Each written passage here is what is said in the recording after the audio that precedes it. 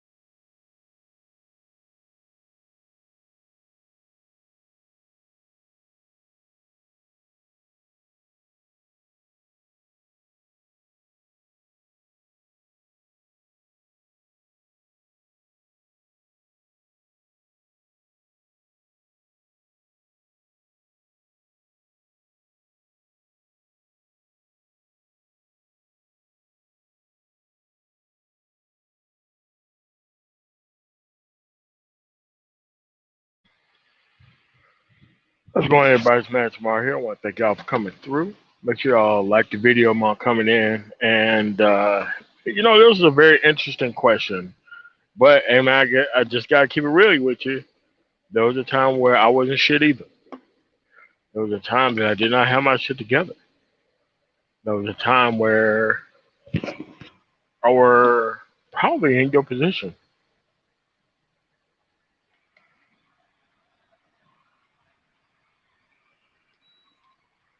But you have to realize that you don't need to wait a long period of time to realize that You don't compete with anybody out here. Sometimes put it right in your face. And I had to realize this when it was put in my face. And that's what made me go to school, go after the things that I went out there, done everything else after I got out, right? So,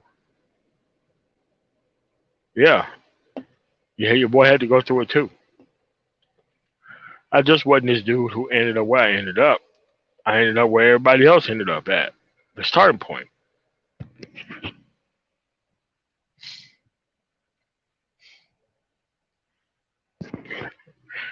I mean, because, when you're in the military, you think that everybody wants to hire you, everybody wants to deal with you, everybody wants to put up with your issues and your problems.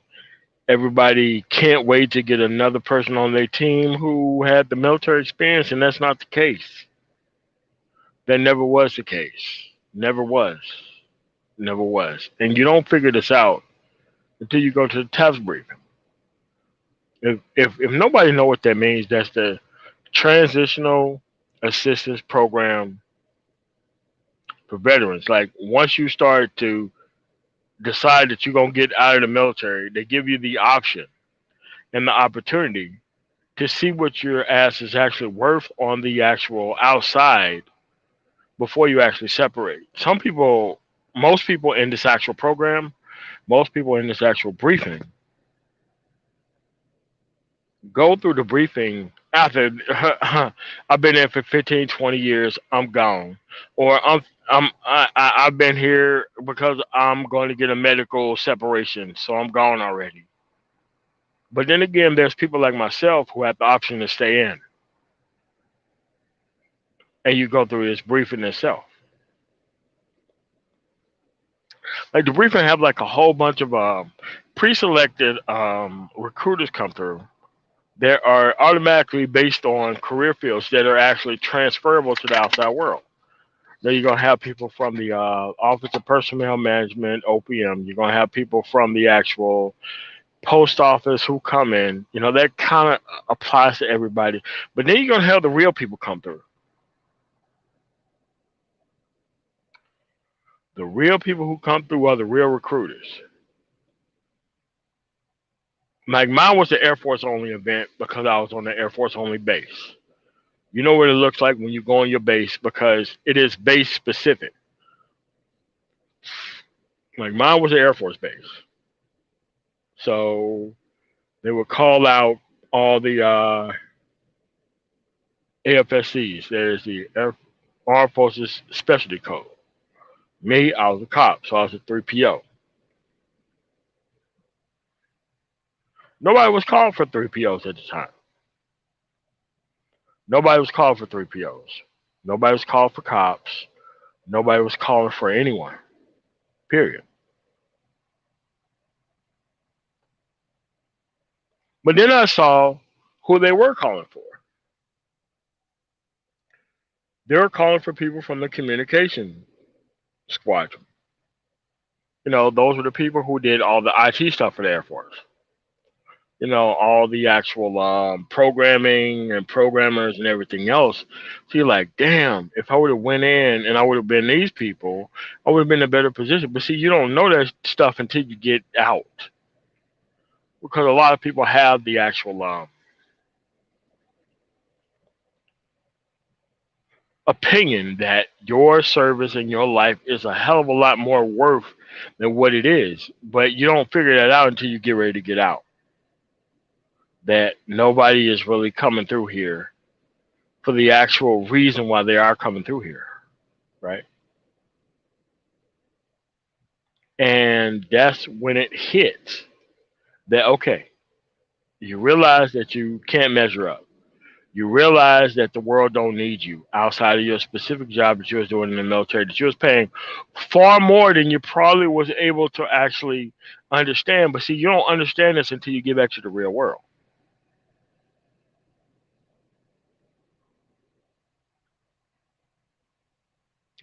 No one realizes until you try to get back to the real world.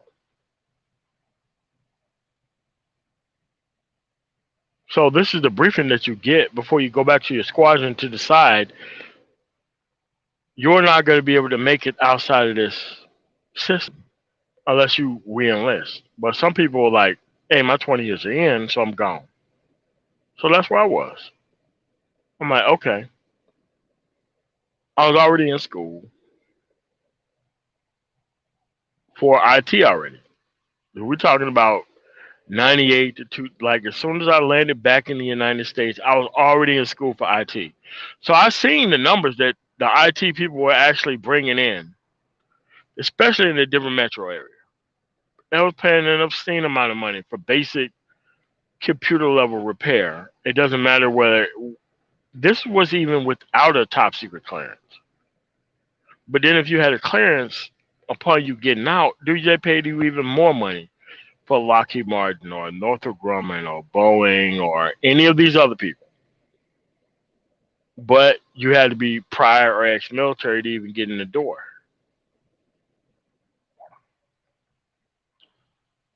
So that's when you start to realize that, hey man, the things that I think inside my head is not the same things that's going to be once I step outside of that door of protection.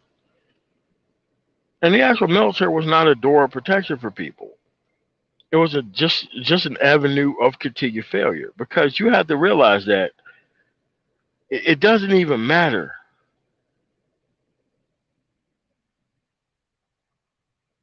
It doesn't even matter at all. The things that you go and that the things that you're actually interested in, it only matters once you get out how much these things are actually worth on the open market. Because the military is going to pay you no matter what, depending on your level within that field. And outside in the real world, they only pay you on the level of what you're actually worth outside of that stuff.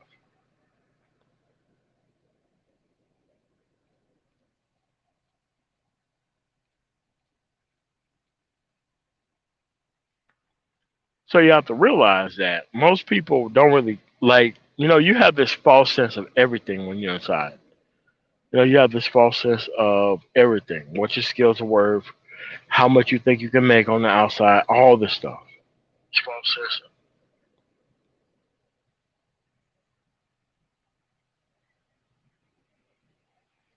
Yeah, Rashawn, yeah, I get it. Yeah.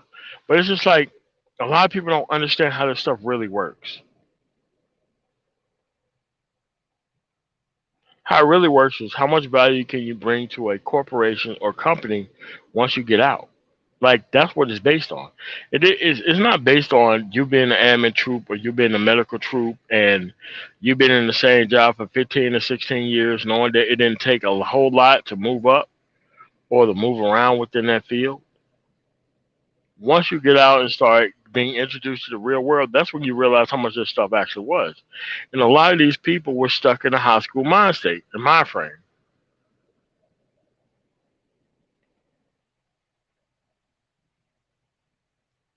And TAPS, the Transitional Assistance Program, when I realized not only did I lose, that I was losing, but I was lost. I lost. Now I easily could have stayed there. I could have easily went back into the field. I could have easily went to go be a security guard at any of these highly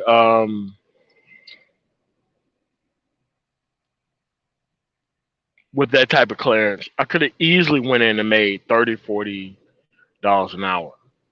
But what those people didn't realize that people were coming in 2 or 3 years later, snatching up those contracts and paying people $15 or $20 an hour. The same people because they didn't have a choice. Because they didn't progress in what they were doing. They probably wasn't even in school at all. They thought it was worth all this type of money outside of the actual corporate world, even though they could be charging 5, 6, $700 an hour for a person to be there, but they only pay them what they do pay them.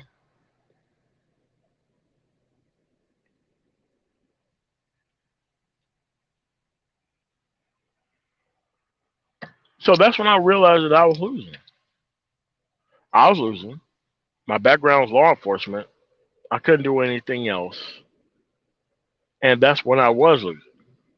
when I got out, like preparing to get out. That's when I realized that I was losing. What's wrong, Jay Sean?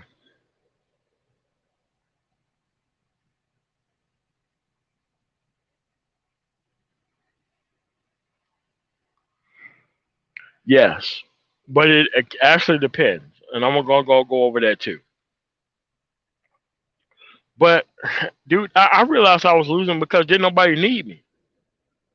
Like, all the stuff you tell yourself when you post it out on all these deployments and everything else, that the world is going to throw themselves at your feet because your ass is getting out the military, bro. Nobody thought about that type of stuff.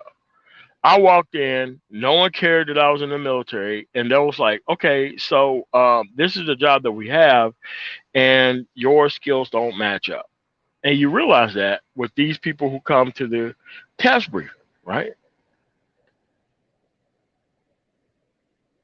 And mostly the only job that you can get transitioning out of the military was a career field that you picked going into the military itself, which is not hard, which is not a problem itself, but that's the way those things go.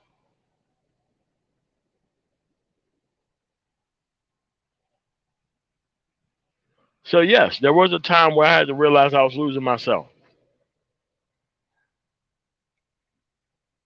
And there was not a particular point in time where I thought that, no, I did think that I had these things under control. But I had to look at the reality of the situation at hand to be like, hold on a second. This stuff clearly isn't what I thought it was going to be because there is a being posted out and not really around civilian leadership about how much your skills are worth. And then there's a definite relevance of how much your skills are worth once you start getting in contact with the actual recruiters in the real world.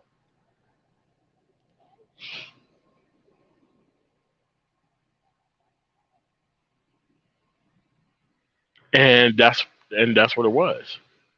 But it didn't start there because nearly every school in the country really gave a damn about military people and their actual military benefits, especially when it comes to the actual Montgomery GI Bill. So that's what pretty much I was going to school off of, along with the grants, being a straight A student and all this kind of other stuff. That's how I was able to get by. I was able to get by and I was able to go to school because my grades were good. Not where my grades are good, but at the end of the day, they needed the Montgomery GI Bill. They knew that they paid the most. They know that those people was going to be in the system of actually going to school the most, XYZ. Yeah, so don't think that I didn't go, that I just popped up here one day and everything was cool and fine. Like, no, no, a hell of a lot things were wrong when I got out. Like, I didn't realize I was losing. I thought that the world needed me, needed my skill set, dude. Anybody could have did what I was doing when I was in.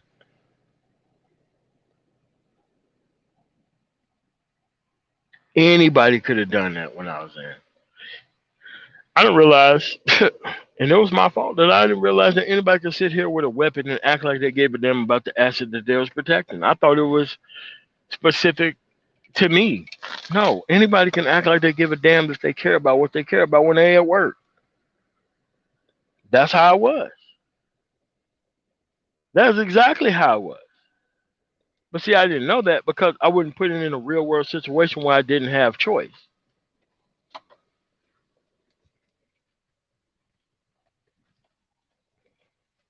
So now that I did have the actual choice that I thought I wanted, choice is okay once you have something else to choose. But see, choice is not okay once you don't have anything else to choose from.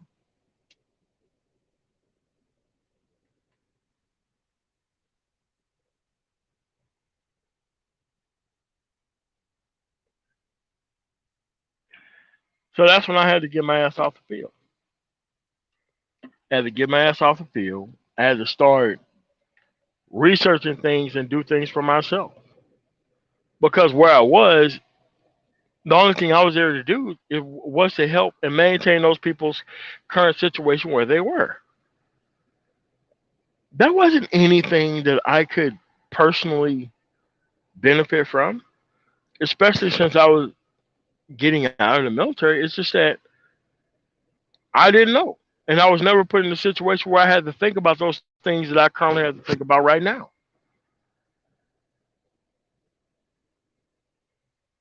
No one wants to admit that coming out of the military, but that's exactly how it was. No one wants to come here and tell you that, look, coming out the military, nobody wanted to mess with me like that because I was military. No one wants to tell you that, especially after 9/11. Really need some clarity and context Yeah, around. no one wants to tell you that nobody cared about the fact that you was in the military at all. They was trying to hire you to get those tax cuts because you were an actual veteran itself and you could be put in a position that they can actually benefit off you for. But at the end of the day, nobody really cared about that either because once they had so many people who was military owned, they really didn't care about anybody else.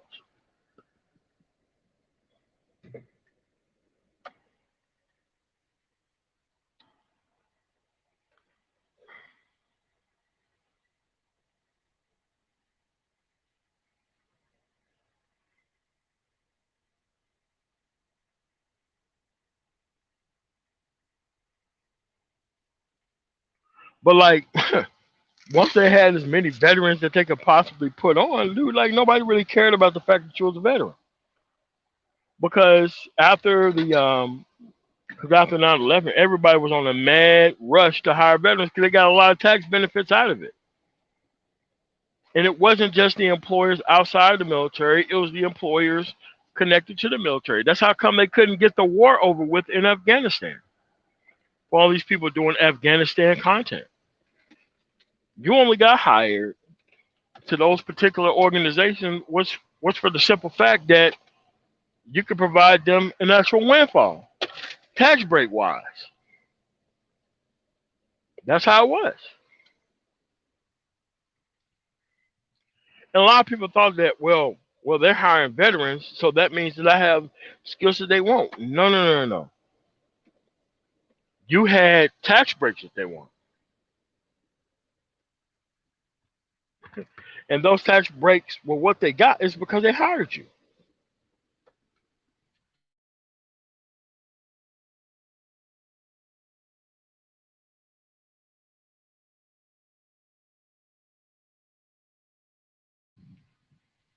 I remember the first position that I got when I wasn't in the military.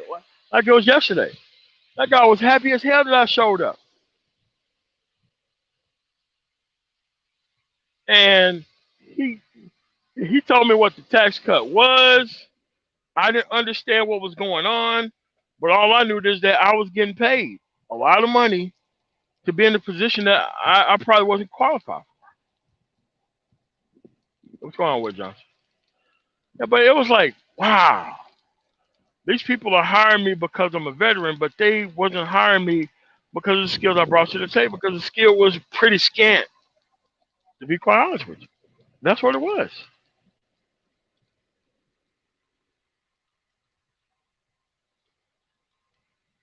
Yeah, but I still did all this other stuff in the background because I took the lesson from that actual experience.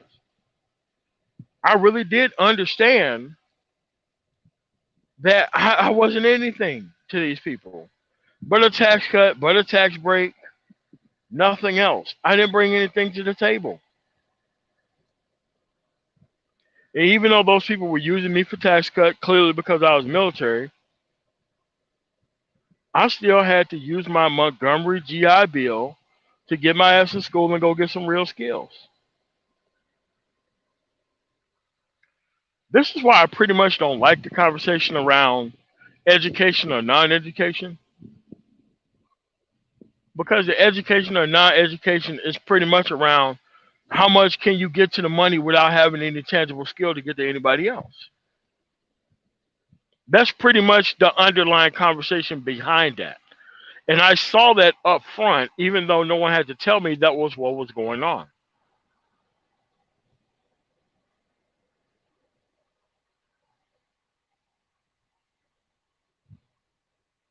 So I had to look like, damn, I don't bring nothing to the table. What is this person getting out of hiring me because I don't have any skills or abilities?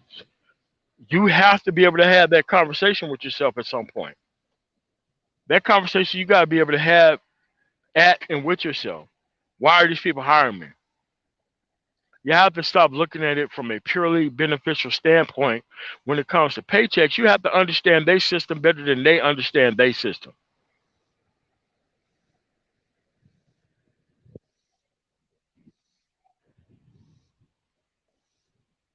So then I had to realize that, oh, okay, not only was I getting a GI Bill, but there's also companies that pay for tuition reimbursement. That also informed the level of choices that I made for employment, along with the GI Bill that I had. So I cannot get paid a certain amount of money at one standpoint, but I could get a hell of a lot more money, even though my actual school is already paid for by the military, in another standpoint.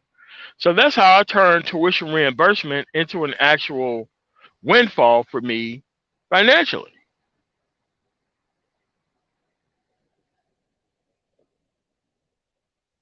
I started making sure that the places where I went to school or and the places where I went to work would, one, accept the actual level of tuition reimbursement from the military, and two, the job had a level of tuition reimbursement that was paying the school, because the actual Montgomery GI Bill was deposited into your bank account every month.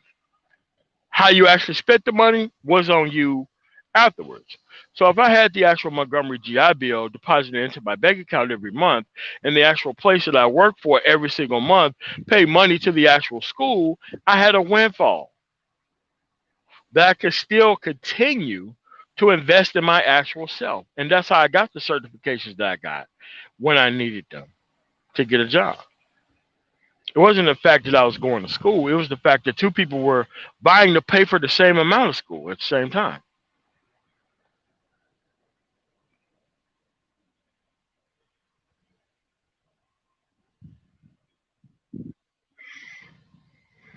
That's true. That is very true. But if you like, I was homeless out in Louisville, Kentucky. That's where I was homeless out of. And yeah, if you was a man or a man with a child, nobody really cared about you. But if you was a woman and you had a child, dude, they had a place for you right away.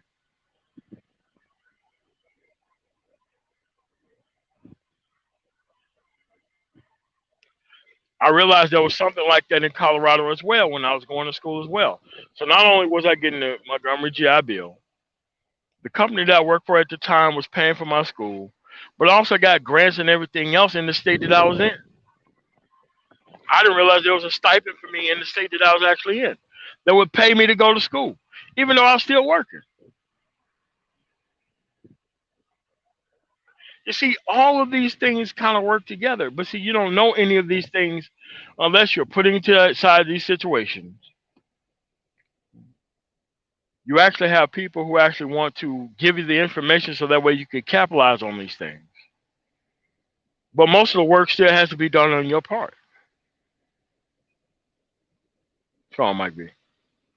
And this is how I was. This is how I was when I wasn't shit. This is how I was when I didn't have anything going for myself. This is how I was when I expected other people to see value inside of me that I didn't have for myself. There was already systems set up to help people out in my certain circumstances, even as a veteran.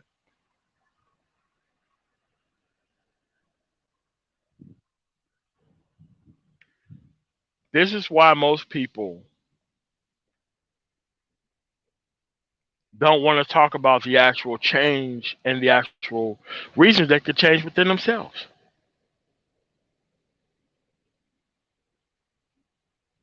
These things can be made by yourself.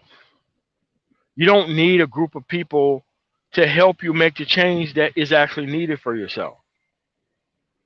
You don't need an audience to help you make it by yourself.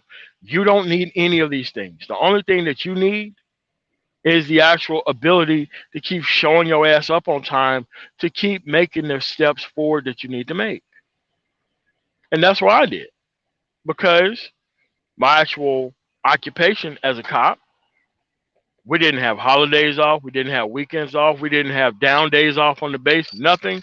We had to work every single base function that actually happened. So I was never used to actually thinking that I needed the weekend off or did I need a particular day off, because I always had to fight for days off in order to have fun. I had to make fun out of non-fun situations. And that was the actual thing that molded me into what I was molded into. Yeah, I still had the same amount of fun that other people had, but I had to do it under different circumstances.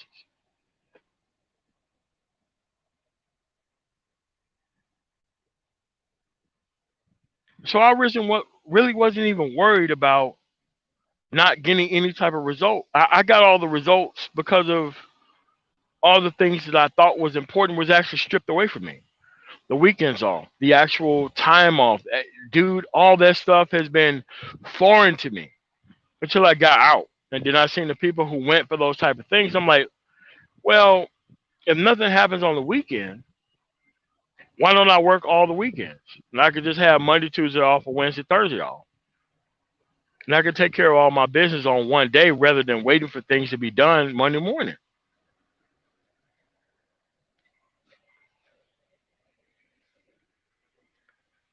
You see, those are the actual things that nobody teaches you. Those are the actual things that nobody has a class for. No one knows those type of things at all.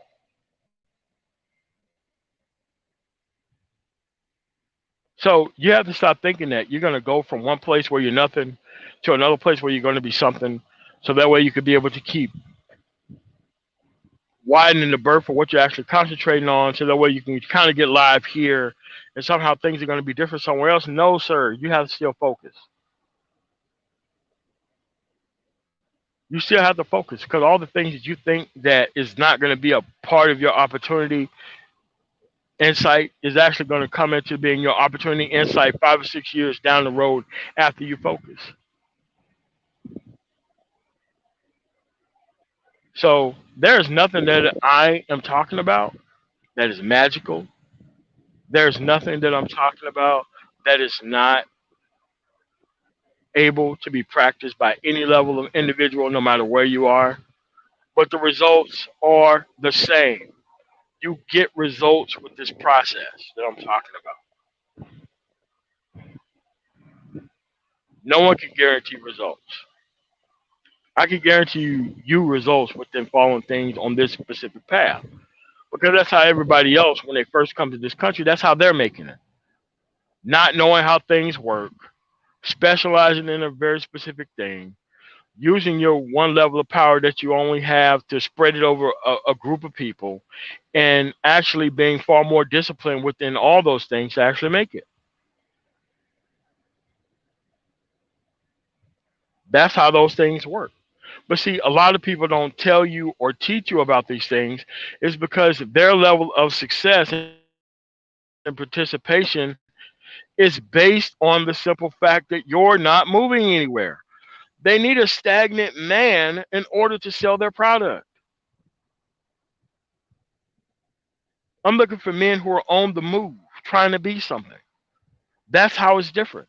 Because there's always going to be people who don't want to make sure that things happen on a specific level and basis. But then again, there's going to be a hell of a lot more people who can't wait to get access to opportunity. That's how I was.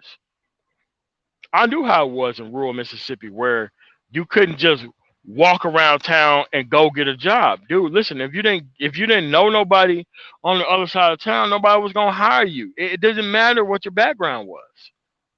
That's how the South is for the most part.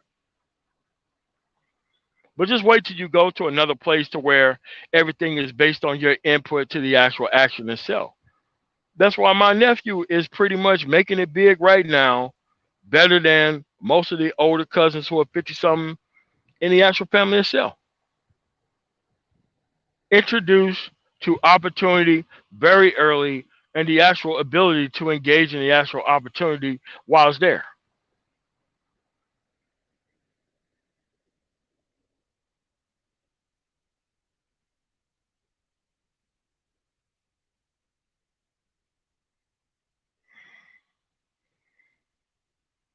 It depends on which career field you're in. Mine's was pretty much a 60-hour a week position.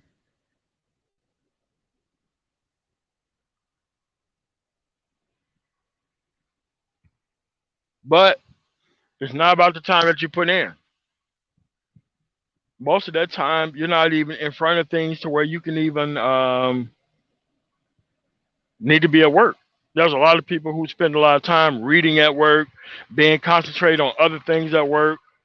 You know, we're talking about the late 90s, early 2000s. So that wasn't all this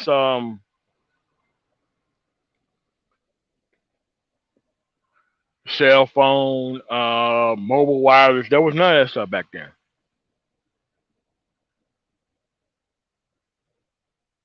But now you have a lot of ways to where you can engage in opportunity itself. But a lot of people wasn't interested in that because they thought that the military got them. That the military was going to make sure that they actually moved on to the next level without needing any help. And that wasn't the case. And I'm telling you, I had to see it myself. I had those same dumbass feelings and systems inside my head that everybody wanted to hire me because I was a veteran. Turns out nobody wanted to mess with me as I was a veteran other than being a minority and just being a veteran itself. And if they couldn't put you in a position, they didn't need your ass. That's what it was. So yes, most of these people, including myself, we started off at the same position.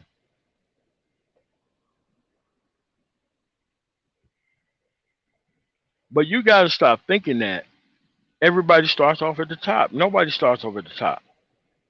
And those people who do start off at the top, they don't stay there for very long. You don't believe me? Look at these second generation companies that are easily lost within the second generation. After they create the privileged children that did not respect the actual level of opportunity that the parents or the times the parents put in. That stuff happens all the time. But see, none of this stuff is actually taught in school. Because everybody is expecting you to fail so that way you can be a better employee for them. I'm telling you this stuff so that way you can be a better person for yourself. And it's very easy to turn around and look at all these other things. Oh, they're getting so much attention because they're talking about these things. Oh, they're getting so much attention because they're talking about those things. When is somebody actually talking about the realistic things that you're actually going to go through? No one actually ever really talks to you about those things in society and life because they already know that you're not going to be able to be food for them once you do those things.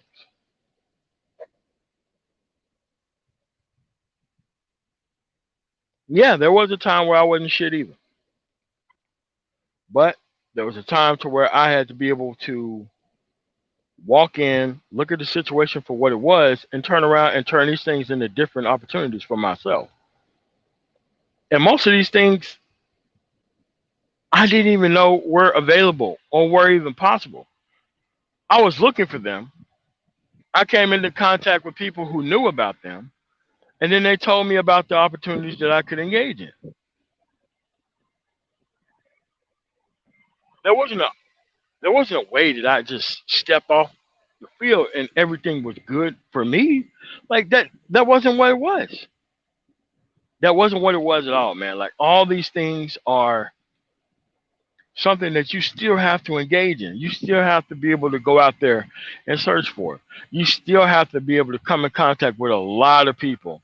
Most of them who are full of garbage, but some of them aren't. There's not a level of or system of protection there while you're there. You got to engage in these things for yourself in order for these things to work.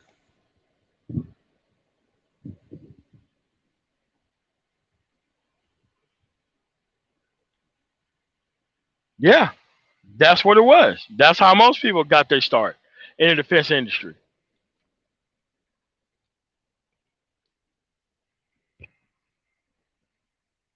And the only thing you have to manage is one career field attached to a system like the military. You didn't need a big group of people. You didn't need it.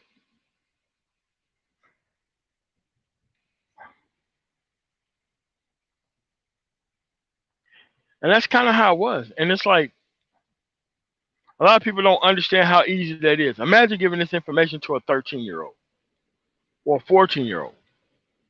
No matter where they were raised at, how their life can end out so differently by just giving simply this information. What's going on, Renaissance, man? Hey, what's up, MOT? What's going on, man? Yeah, great chat. Yeah, I was gonna ask you, when you were talking about people making like a distinction between like people in the military, did you see like distinction as far as someone who was maybe an officer coming out versus someone who was Officers just like were way worse. Wait, officers were way worse. Officers were way worse on their perceived value once they got out of the military. Oh, way really? Worse. I thought it would have been the opposite. Oh, yeah. Oh, no. Oh, no. I mean, because officers are treated very differently when they're in the military. So obviously, the level of value and worth that they think that they're going to be given to them is going to be far different once they get out of the military. Far different.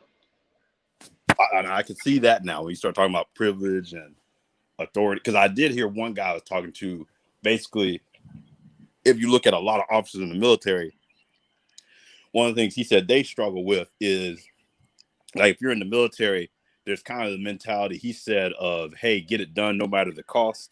And it's the opposite when you get into like corporate America. It's like, no, you got to get it done with only X amount of dollars. And it's not like the mission comes first at all costs. So he said a lot of guys struggle with that. Well, it's kind of different.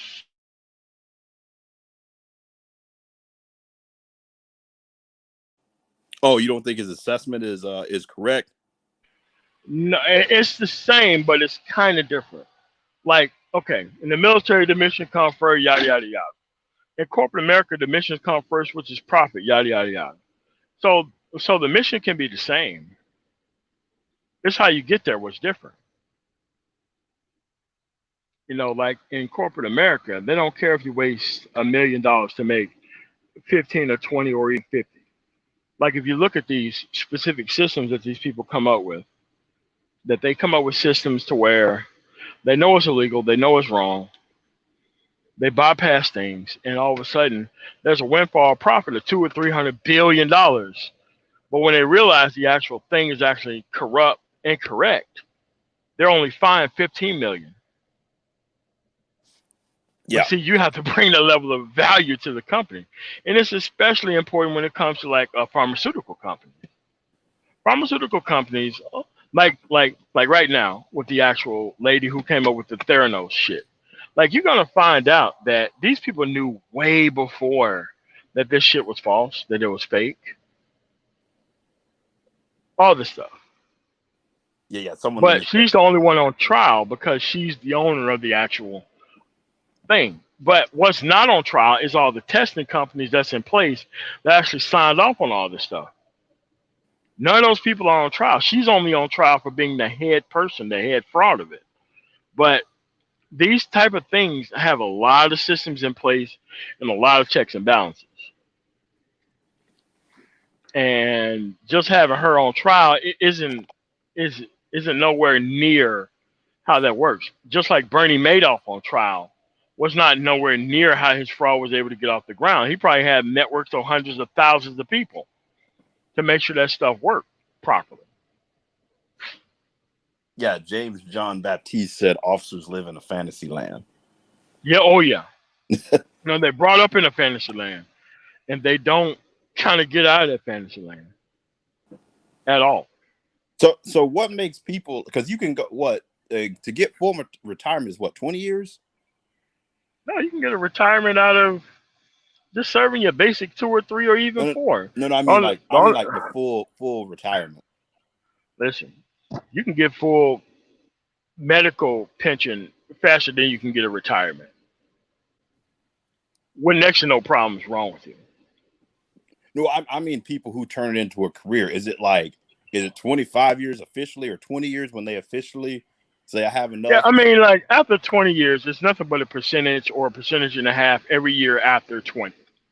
Okay. But, but the people who are getting medical retirement get the same type of retirement that they do. Is there a mandatory requirement age? Because my question would be like, if you like, what pushes people to leave?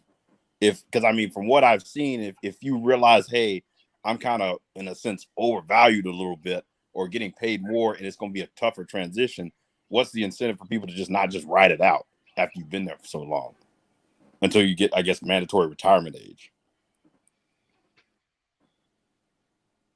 You don't need to do that because I have a brother who's been in 25 years, a sister who was in 26 years, and their retirement is no higher than mine is for medically retirement, and I only served 5.5 years.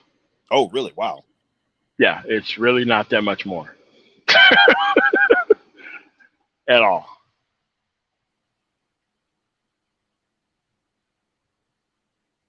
I did not know that because like I said, and where I work, I work, it's like you see a Yeah, lot of yeah, yeah. a lot of veterans who will come in, they'll have their pension, and then that's what they'll be doing Yeah. is, hey, I got 20 years of my pension, and then I'm working this job, back when we had a pension, so they need to try to get two pensions, or now it's okay, get my Correct, pension, correct, supplement it, and then get my 401k going, and that's my hustle sort of. correct. But like, here's what also happened: the conservative party made it so that way you can only get one pension. Because a lot of people used to go 20 years in the military, get Hmm. their military pension while they were actually working for the post office, and they would actually get their pension while they're actually working. That was the old system Yep. versus the new system, and they actually cut that out. And you have a lot of these people who are actually in the military who claim to be on the that side when they don't even understand that those people messed over them hardcore, I mean, and they really don't even understand it. that's the entire right. I could argue. I'm just sitting here listening to like some of the stuff these people are advocating for. I'm like, y'all, it's like y'all do realize like these people that you're fighting so hard for are the very people who are screwing you over right now. Yes. Yep. Every time. What's wrong, Jay Sean? What's going on, man? Hey, what's going? Hey, I just wanted to answer a Renaissance question. Um, Renaissance, and when you're in the military, it all depends where you work too. Yeah. The opportunities you have and what you've been exposed to, a skill set. Like for instance, I knew a light colonel, who was he was like 6 years from retirement. He quit his job in Belleville. He was working for Belleville where I was working at, but he went to work for a contractor that was going to pay him 280 grand a year. So an opportunity came about, and he said, the hell with the retirement. He did the numbers; it wasn't worth it, especially when he could flip, his retirement money because we allowed to do what's called TSPs and stuff like that. So you can carry that shit over, and if your employer is going to match it anyway, so what's the point? You know what I mean? One thing that happened with what Man of Tomorrow was talking about, that happened. One thing happened under George Bush. They kind of privatized a lot of the retirements, especially for the civilians. And so a lot of civilians kept the old system, but all the new civilians had to go under the new system. And the old civilians were able to roll over into the new system and keep their old retirement system. So they caked up. But us, we weren't able to do that. So we're on what's called TSPs. And it's basically a money market account, you know what I mean? And you pay into it, and the government matches it heavy. And I pay into that, and I'm also paying into Roth IRA, and I'm maxing out like $5 grand a year. So, I'm gonna be sitting on a lot of money when I retire. But it's all about opportunities. It depends on what you're doing. And if somebody in the military driving trucks is not gonna have the same opportunity as somebody in cybersecurity, right? Who's a coder. It can go work for a defense contractor making 280K a year. So that's why that person will leave, you know what I mean, early, and the other person would not. They would stick it out for 20 years and get their full retirement and then come in to either contracting or into the civil service. Yeah. Yep. First, yeah, like first is the system that you're talking about, the one where it was before, and TSP is what it is now. So. Yeah. Now, And, so I got something I wanted to actually show you guys. MOT, I came up here to show you something. This is actually my first job as a 19-year-old in the Army. And I got out in this place and became a civilian in the same place. And they put it on the news. It's one of the these operation centers I used to work in back in the day. It's all unclassed. It was on ABC. So I can actually show you and somebody actually put it up on YouTube. Only had 7,600 views. It was put up in 2007. So nobody even knows this shit is on the internet. But ABC did do a cover, and I'm actually in the background for a quick second in this facility. But if you guys want to see it, it's actually a cool thing to see.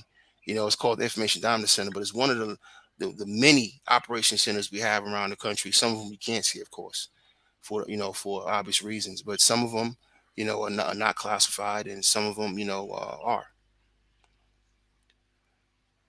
Yep. But if you allow me to share my screen, MOT, I will show you something cool.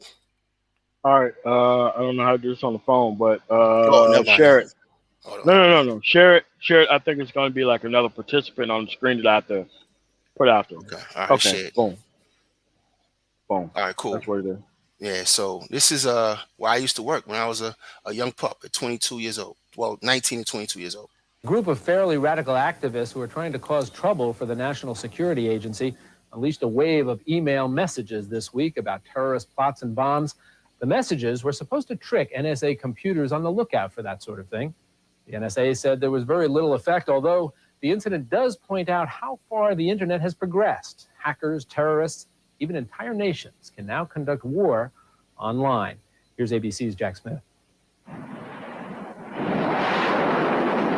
Just as planes and tanks dominated war in the 20th century, so it is believed the internet will dominate war in the next. We are in cyber warfare right now. And that's Jim Gibbons. I used to work for him. That was our director for LEWA, and that turned to our first IO command. Crazy dude. Now, the enemy is making reconnaissance attempts on Army networks all the time. And future cyber wars could be fought from here, the Army's Information Dominance Center outside Washington. This is our situation room. And matter of fact, just for you, I know that situation room, that conference room was where I was at 9/11. We was having a staff meeting in there, and we came out that door. That screen on the left-hand side is where we had the situation, the TV up, just the news. And that's when we came out that meeting. We saw the first tower on fire. But that's where I was when 9/11 happened in that room. Yeah. Along with that, I was supposed to do a live stream last night, but I called some people that's like, you can't talk about this shit online. You cannot talk about where you was at and what you was doing online. You can't talk about that shit. Wow. Because, yeah. I mean, because I scheduled a live stream and then I got a phone call. Wow. Like, you can't do that. Oh, wow. Damn. Matter of fact, that's me right there. This is our situation room. ABC News. Right there. You see that black guy with the white shirt? That's me. Yeah. That's me. I got a small cameo. News was given an exclusive look inside this restricted facility, which tracks some of the 250,000 hacker attacks every year on the Pentagon's computer network and notifies the FBI. We watched an attack. And very clearly, we're able to see that two big areas of concern in that transmission have floated up to the surface. And it's not just hacking. At the Information Dominance Center, specialists use cutting-edge software to sort through mountains of data in seconds and can trace anything on the internet. Let's say it was Osama bin Laden's bank accounts. If we wanted to focus on Osama bin Laden's bank accounts, we could focus on Osama bin Laden's bank accounts. If we don't do that. He's coming so full of shit. Yeah, I know. All right, but so anyway, I just want to show you our facility. This is actually a good video, but I found this online by accident one day, and and it depends where you work at, man. I was fortunate to end up in that organization, and from there I went to the Pentagon and then to DIA. You know what I mean? I stayed in that cult, right? Yeah. In that community, and that's how it really works for you. It's not about a big movement like MOT was saying. It's basically you having the skill set, being proficient in one or two things. You know what I mean? So you give yourself some breathing room. I was really good. My job, I'm an AV engineer by trade. That video wall, all that behind it was my responsibility.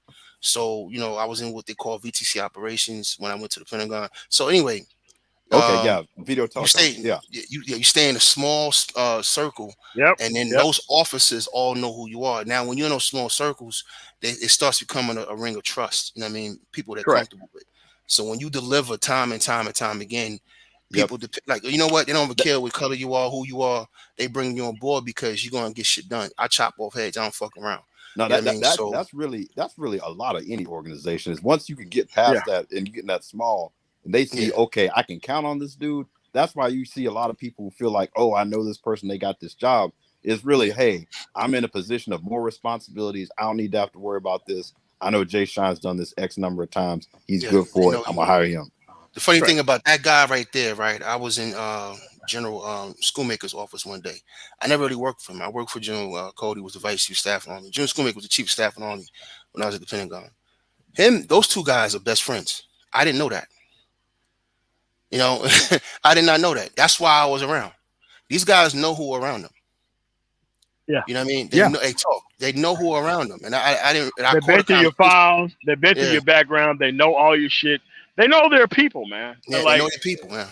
yeah. Yeah, It's not like corporate America where they pull out some person and all of a sudden with connection. Like, no, it don't work like that in the Ain't even Pentagon on and your skill military. set neither. Your resume don't mean shit. It's about, all right, does he have the chops? But who is he? You know, and is he one of our guys? You know what I mean? So those guys obviously had a conversation about me at some point, and you know, I was in. So that's how it works, man. And sometimes it's not even something that you do. It's just about who you've been running with, you know, the dogs you've been running with. Yep. No, I was gonna say, you know, we always say network is your net worth. Yeah, your network is your net worth, right?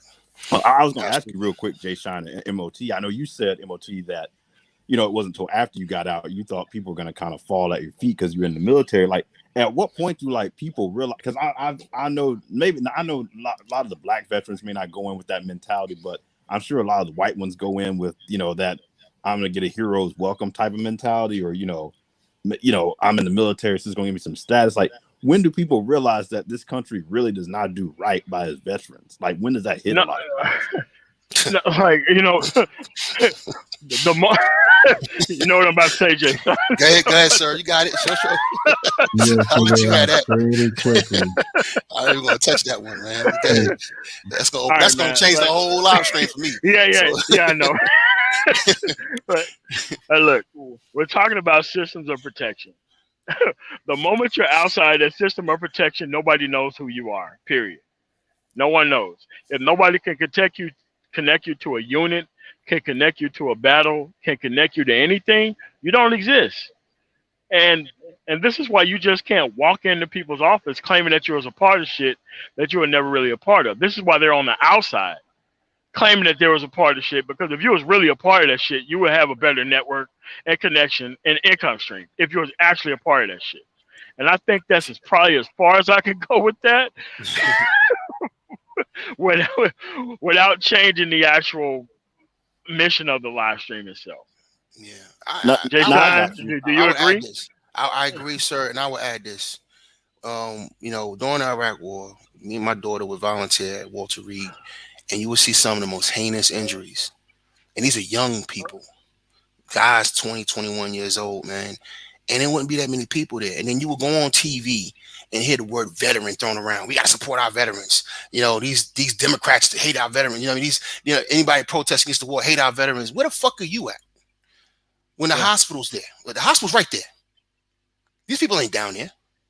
You know what I mean? That's why you know what these guys got? You know what these guys got? Let me tell you what they got. They every now and then the Pentagon, the staff and the people who work there, and there's thousands of people who work there, they would line the hallway and they would, you know, roll these injured, you know, people through, and we would give them, you know, applause, and we would clap and give them support. I'm gonna tell you something I never forgot. There was a young white boy. He couldn't have been no more than 20 years old, in a wheelchair, 3 fingers missing on one hand, 2 missing on the other. And I never seen no shit like this in my life. His fucking nose is missing. He had 2 holes in his face. I never seen no shit like that before. He's fucked up for life. You know what I'm saying? These people don't care.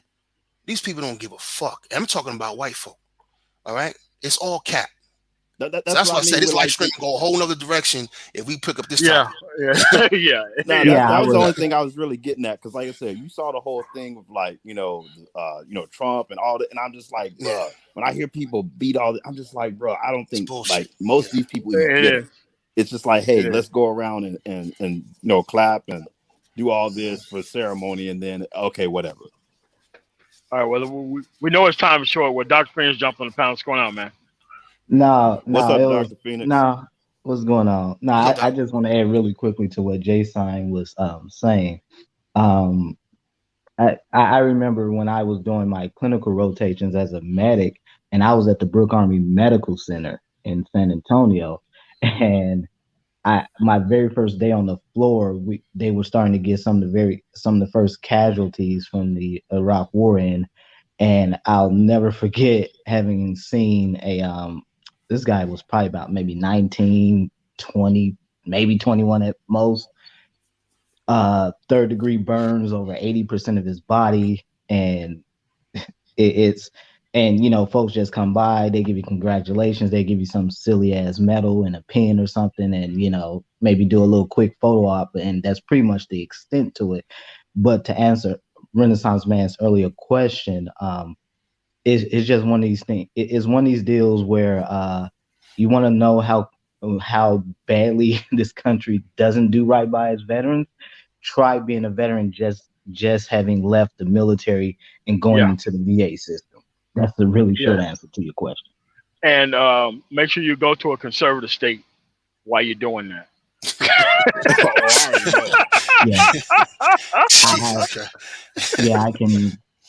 I knew plenty of guys spent, months, years trying to get services through the VA, trying to get GI bills, trying to get, just mental health services, all kinds of stuff, just, treatment. Let me catch up on these super claps real quick. Justin Mark, thanks for the $5 super sticker. The Glorious One, thanks for the $5 super sticker. Ike, thank you for the $5 super sticker. It's just that, like I said, I said it without saying it. The moment, and somebody else said it in the chat, the moment you don't have a system of protection from the actual group you in, you are an ordinary person. You are a GI outside the military, which nobody gives a shit about you. And it's like, look, when I was homeless, like nobody really gave a shit about me. And like, oh shit, you're a homeless veteran. Oh, come on into our place. Hey, we got everything for you. Can I ask something real quick? For anybody who's confused what MOT just said, they was like, well, that means you're a nobody. And nobody is an ordinary person in America. Yeah. That it's the same. You're nobody, you're an ordinary person. That's what you are. You're in the class system, baby, whether you believe it or not. Dude, like I was out there, and there was like, well, and somebody had erased the check mark off of a veteran, and because when you're living in like a assisted kind of living facility where you are homeless, and I had them send my medication to the actual homeless shelter where I was at, and people are like, there's a homeless veteran here? How's that possible? Those people like looking for me and shit. And, I was at the library. I was like, where's this guy at? So I went from being a guy who was homeless in an actual facility downtown in Louisville, Kentucky, to being put up in a hotel just because I was a veteran. No family, no nothing else. Just because I was a homeless veteran. And then you realize that, oh shit, they get like an extra $5,000 or $6,000 a month just because you're a homeless veteran. So it's like being homeless is a business in America. And that's a whole other live stream we have to do. But at the end of the day, dude, if you don't have that system of protection, don't nobody know who you are. And that's just the way it is. Yeah, it is. All business. Yeah, just really quickly, I just wanted to add to something that Renaissance Man asked you earlier about retirement, and you pretty much hit on it, MOT. Essentially, you do not need to do 20 years to extract the benefits of military service. You can do a standard enlistment, which is 8 years, do your active duty time. I don't know, I think it's 4, 6, 4, or however many years you do. 4 to 6, depending, yeah. And you can do that, get out and get about 90-95% of stuff. I mean, that when you really crunch the numbers, the retirement, whether you're enlisted or an officer, is really not worth it. You're better off just getting out after whatever time you do active duty or whatever, and just going in. If you have the necessary skills, transition over to that field in the civilian sector, in getting the higher pay and getting retirement and all that stuff in that manner. It's really not worth it, to be really honest. So not now. Paul, thanks for the $10 super chat. No, yeah, but it's not like the days where you used to be able to get multiple pensions and stuff like that. No. No, now and it's like, look, you don't need to do all that stuff now. And it's like, this is why there's an information gap, because I have 3 older individuals, brothers and sisters actually, who knew the system, and they was in 6 years before I even went in. They never passed down information at all. I had to go through this bullshit on my own, all the way through actually being out in the military on my own before this information got passed down to me about how this stuff actually works. And it could put you a long way behind not really knowing this stuff, because if I knew this stuff, I never would have went into the career field that I went into. For the time that I went into it, I would have got out immediately after my first enlistment, and all the shit I was going to talk about on 9/11 was the reason why they didn't want me talking about that shit. Because if you really known what actually happened on 9/11, man, a lot of people would be mad as shit. But yeah, no, just go with the official story, man. No, just go with that. So, damn.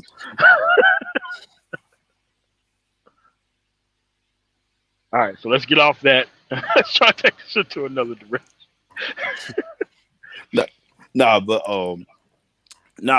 What you said though, like you said though, when you realized you were losing, as far as actually turning it around, yeah, I think everybody has that moment when it's some people you may be like flat out losing, or you just may have that revelation of, hey, if this is where I'm really trying to go, like this is not the path, and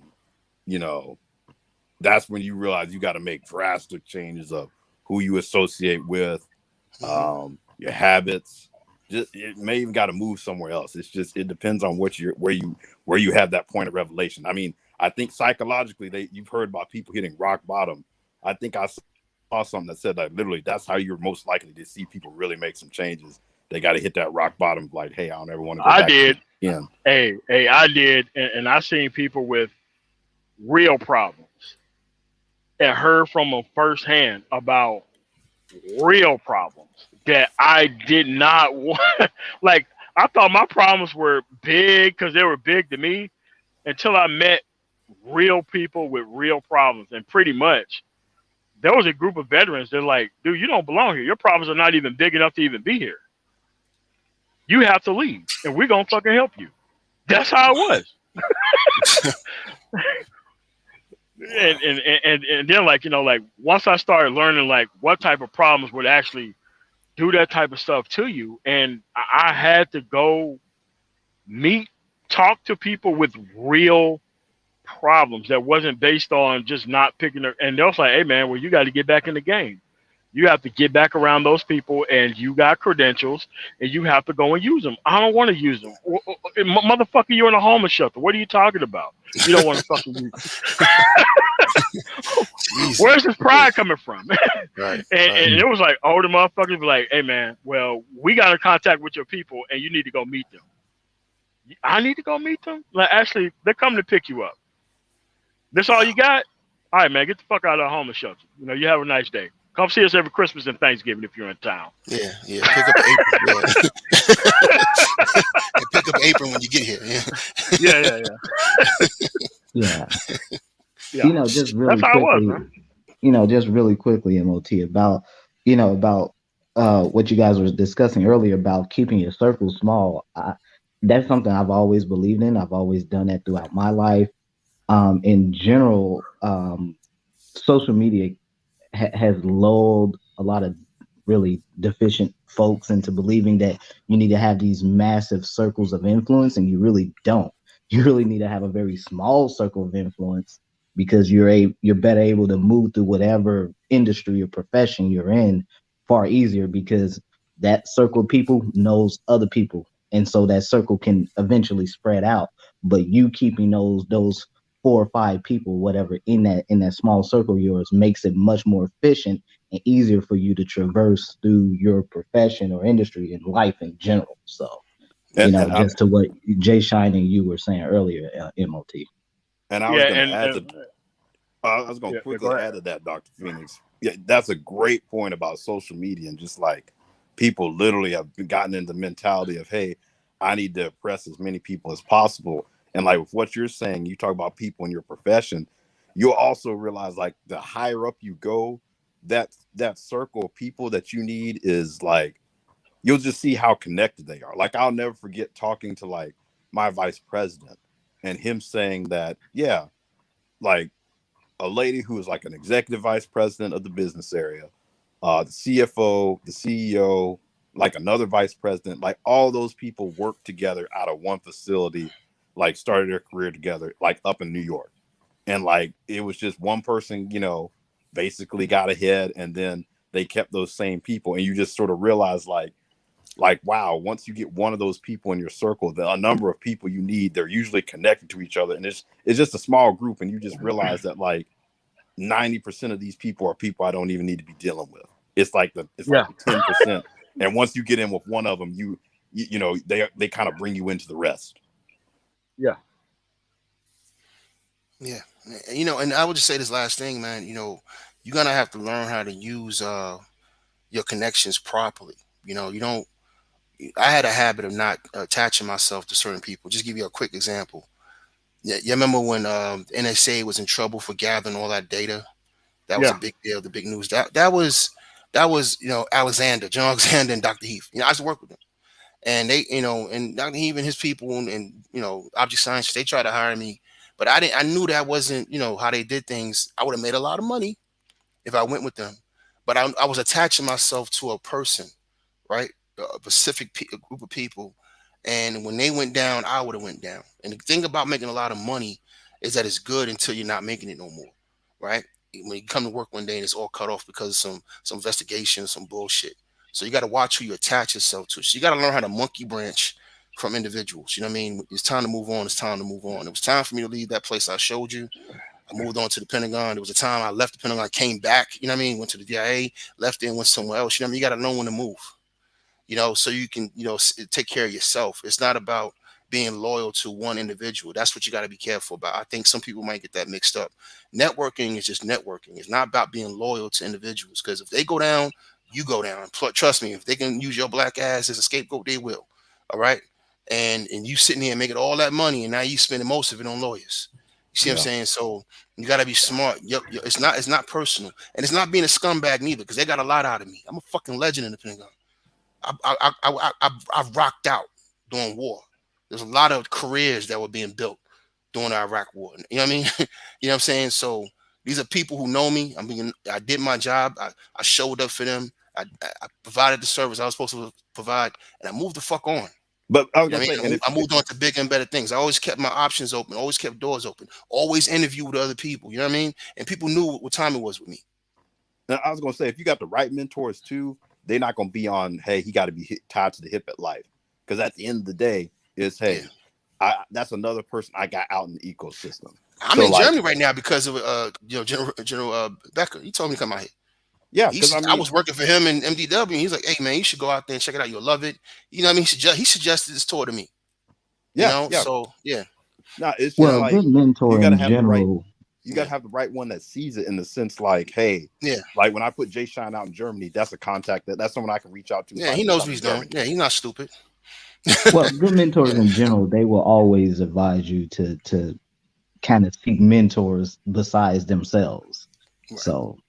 Right. That's just a good rule of advice. If you have someone you call a mentor and they're not suggesting that, I suggest you find someone else. Ice-T said it best, man. This is a pimp and hoe game. You know what I'm saying? He says, I know I'm a hoe, so I'm a good hoe. You know what I mean? You know what I'm saying? When he's talking about getting his money. So you don't take it personal. I know when people move me around for whatever reason, or when they're trying to, you know what I mean? I get it. And it's for me to accept that, situation or not. And, and there's a savvy way to accept it and a savvy way to turn it down, but I knew what he was doing, It didn't work out for him because he had other issues, and then he never made out. His plan never panned out. But I know why he sent me to Yusuf. I know why I was here, you know, and the same reason why I knew I was in the Pentagon. You feel me? So, you know, these guys are smart, man. These people you're networking with, everybody has agendas. You just got to figure out what people want and what they need and what they're looking for and how it fits your what you're trying to do. Yeah, at least for the short term, you know, to get you to the next level. Because it's if a person can get you into a certain position, and you know that position comes with certain training, certain education, certain packages, you know what I mean? Then that will be beneficial to you in the short term. You use that, and then you springboard to another situation. Yeah, I mean, at the end of the day, it's scratch my back, I'll scratch yours. Okay, you need Right, this done. exactly. I got the skill set. I will It's get all this business, done. man. And then they know on the back end, hey, when I need him to be a sponsor or advocate for do this, he did this X, Y, and Z for me. Yeah, it is what it is, man. You know, You're like, you don't get to be the Pentagon head or anywhere Joint Chiefs of Staff or Secretary of anything unless you got a lot of people who knows who you are. There is no such thing as an unknown dude being in charge of all that. That's not how it works. Yeah. That's how Lloyd Austin got his gig. I mean, he knew Joe Biden. Joe Biden had a relationship, and that's how he felt comfortable with him. He also had a relationship with a lot of people. Yeah. Yeah. I should see Austin. And, matter of fact, if you ever came to my house, man, I got a bunch of coins and stuff I can show you guys, and the stories attached to them, from KC to Cody to Loveless. I mean, just a whole bunch of names I could throw out there. Y'all can Google this shit. You know, so when it comes to Army, you know, I'm that guy. I know all of them. I was there during an incredible time, an unfortunate time, the Iraq War, because there was a lot of foul shit I saw too. Rumsfeld and Ryman was running that shit into the ground. They didn't give a fuck about the blood they were spilling over there. I mean, they really shit. Nothing. So, you know, that's a whole nother live stream. And I'm seeing that shit in the Pentagon. And I almost got fired for not shaking Rumsfeld's hand. All right. You know, no. You got you. I mean, like a lot of people don't understand, man, that Rumsfeld was there way after that shit that he was so-called fired. Dude, that was like, if this dude is fired, then why are we still waving this dude through the gate? I'm like, oh, no. You know how MOT, they come in the conference room sometimes. They come down and see the little people. And, you know, they shaking hands, whatever, in the room. And I declined to shake his hand. I went back into the control room. So guess what happened? So my program manager came to this when I was a contractor. So I'm thinking I'm about to get fired. And I told Ron in the office, I was like, he went through his whole spiel. I sat there and had to listen to him. He chewed my ass. I'd make the company look bad and all that shit. And I was like, Ron, you telling me that you're going to give me a situation where I could sue you because you forced me to touch somebody? You telling me I had to touch this man? Yes. You know what I mean? So we went back and forth, Donald H. Rumsfeld, motherfucker, you better shake that motherfucker's hand. He come your way. Yeah, but the thing is this, man. I was so tired. He's dead now, but yeah. Yeah, he's dead now. Fuck him. But he racist bastard. You know he was living in the house he was listening. Like Jay Shine, man. Yeah, but I was so. The thing that worked out for me is politics works out in your benefit because the generals that I worked for hated him. So he couldn't. You know what I mean? I was good. You know what I'm saying? I was good in that situation. He had that kind of man. Generals. I mean, he had wow. Let me tell you something about white boys, man. I learned they don't like each other. The Pentagon is a hurt locker, and there's Fortune 500 companies are the same fucking way. They stab each other in the back, but when it comes to your ass, they don't cope. You see what I'm saying? And that's something we got to learn as black men. Unfortunately, these coon servers don't understand that. You know what I'm saying? They don't understand how we can have differences or even have rivals. But when it comes to outside groups, you supposed to join. You know what I mean? You supposed to lock arms. You know, and that's something that we got to get back as black men. You know, or we're not going to survive. You know what I mean? That's we can. Wait. We can. It's just that you have to separate yourself from the entertainment style people. Because the entertainment style people don't care about what bridges that they burn, because burning bridges for the sake of keeping everybody happy is what they have to do. Well, that's what I'm saying. They're saying the same thing. That's how they burn the bridge. They burn the bridge by shitting on it. You know what I mean? By doing what they're doing in the first place. That's how they burn the bridge. These guys over here, I would never be, I can never work with them. You know who I'm talking about. These assholes running around this internet right now. I can never work with these guys. I know they would never have my back. You can't count on them. They're not dependable. They they're cocksuckers of the highest order. You know what I mean? So they already burnt bridges. So I feel you. Yeah. Yep. That's where we at. It's just that. Here's the thing. If you're winning, you don't need to team up. If you're winning, you need more people like you. But if you're fucking losing, you need to team up. You need to attach yourself to certain people. You go out there, people that you shouldn't be going after. Everything is in the nature of trying to prove that you're the next biggest thing when that's not how the world works.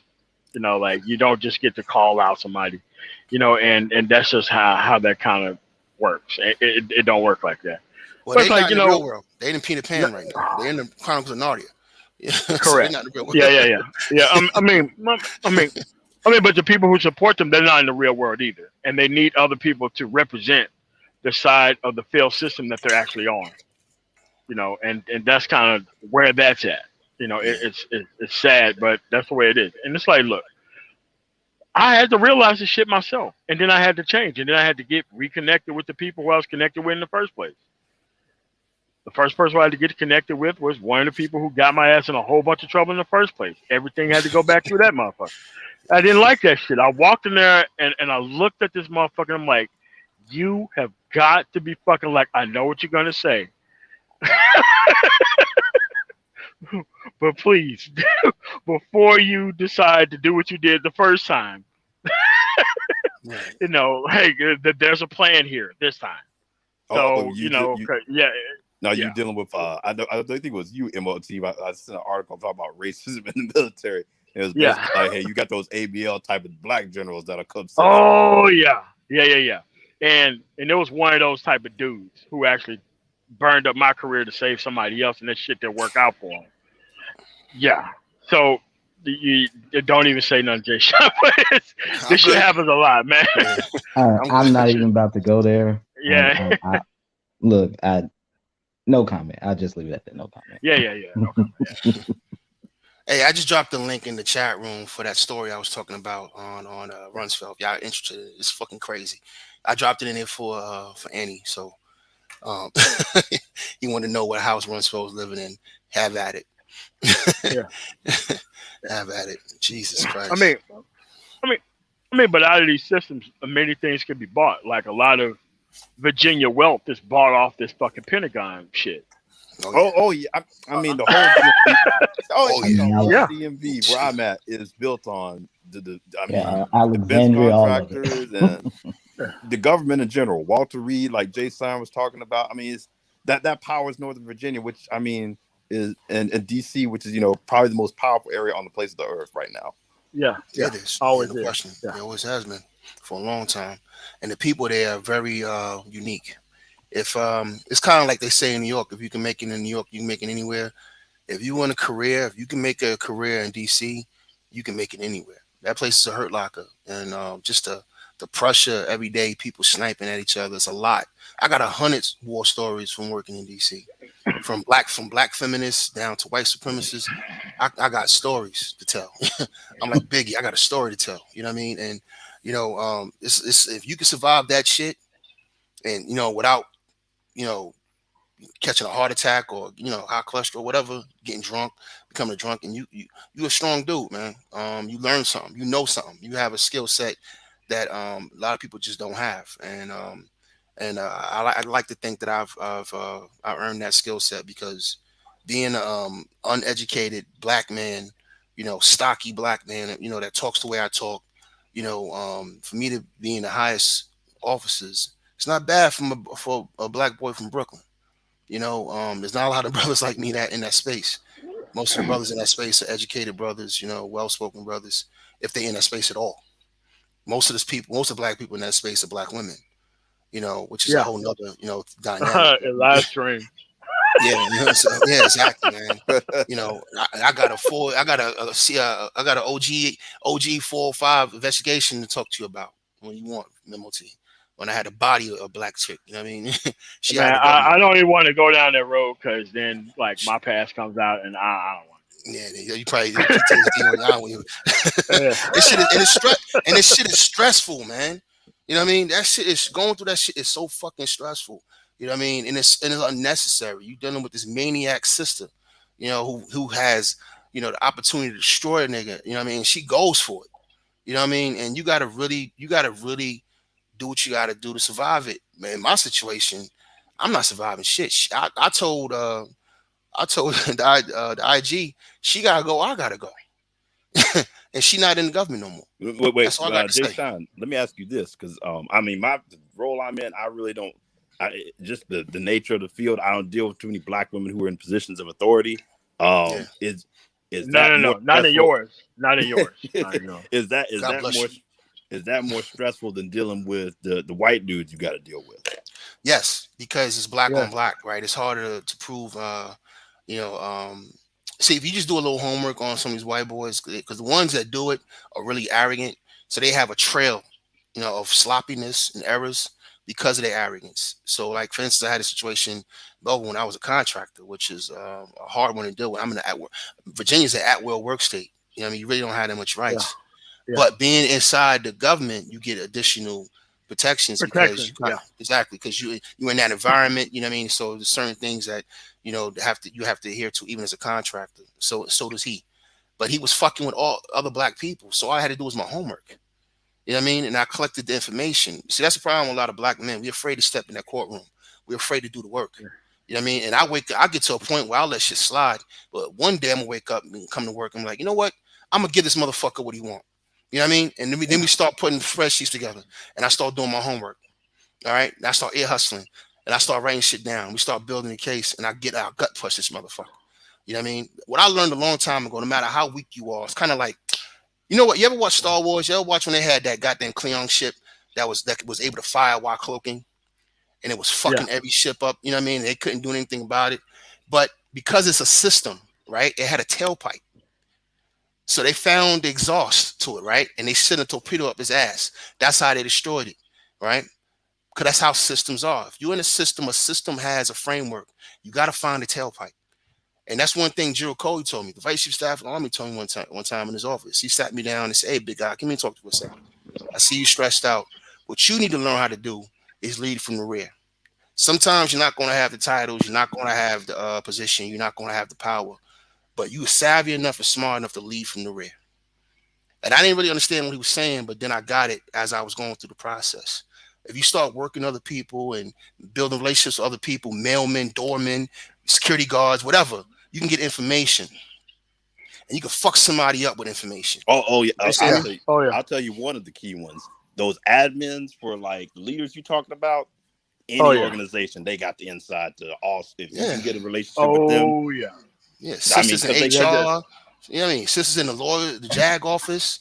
Yeah, man. Yeah, man, that's how I got a lot of people's ass, because I used to be an investigator, so I know how the process in the system works. If you ask the right people, but they thought like, what does this dude know? He's from Mississippi. Like, oh shit, this motherfucker knows everything. Like, yeah, you're not the one who keeps your secret. Other people keep your secrets for you, and they don't like your ass. And your paperwork. Yeah.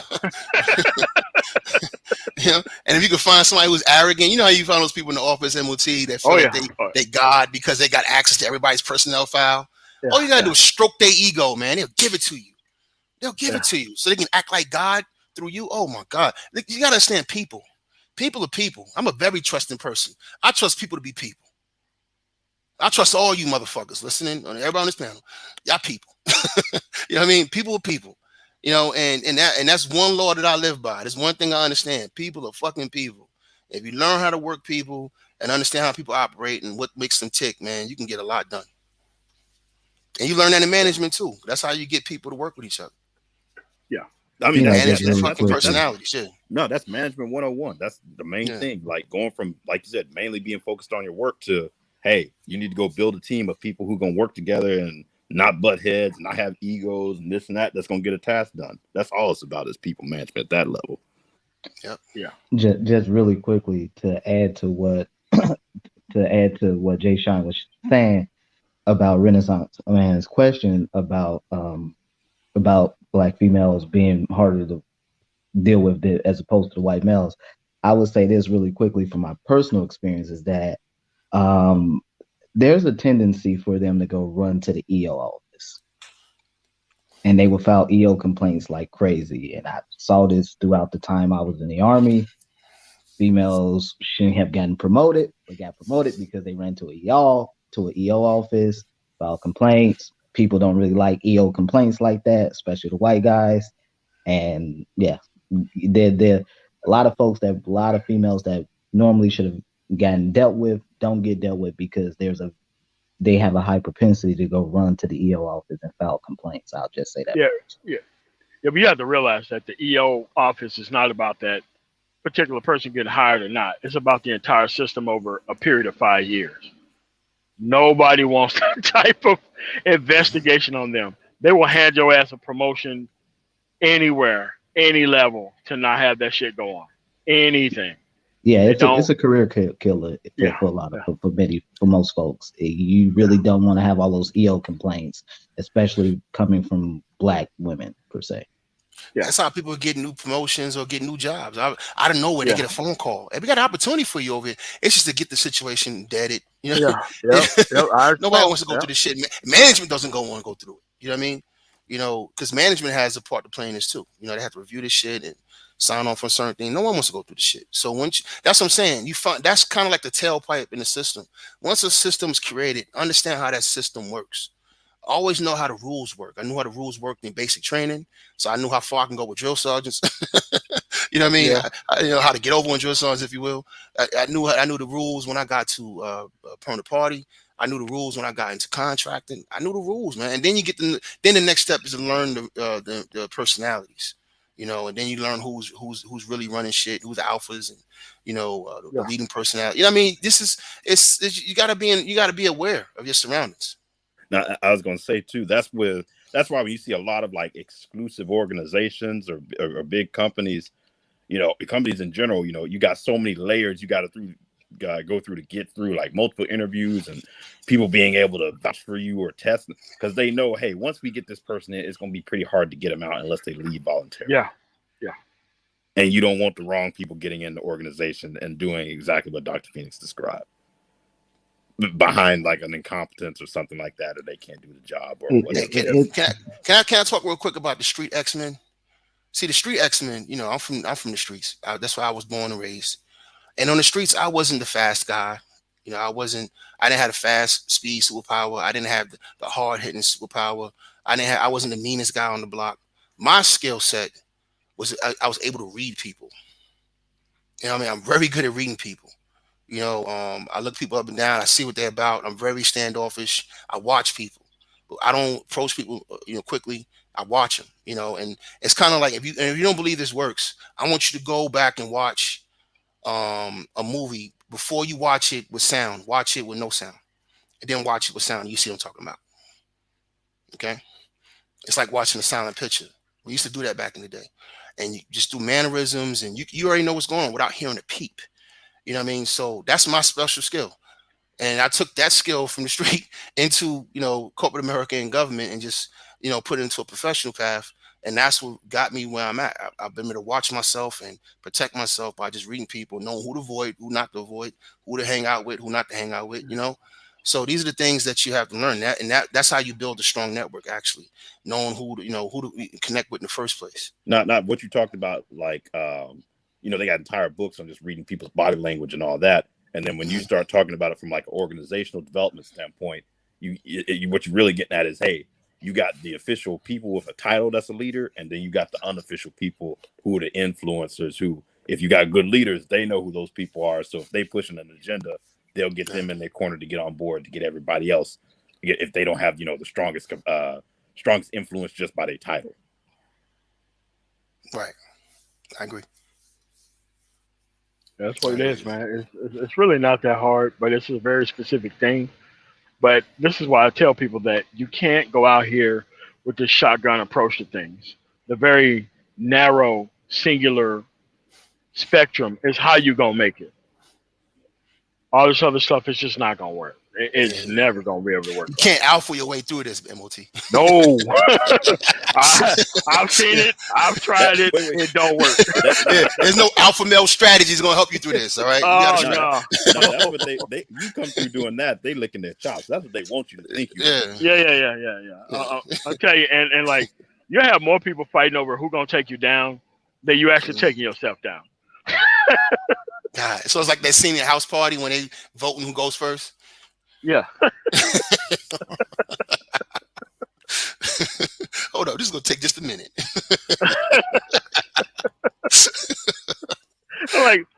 like, why are these people fighting? Well, they're fighting over who's going to take your ass out next.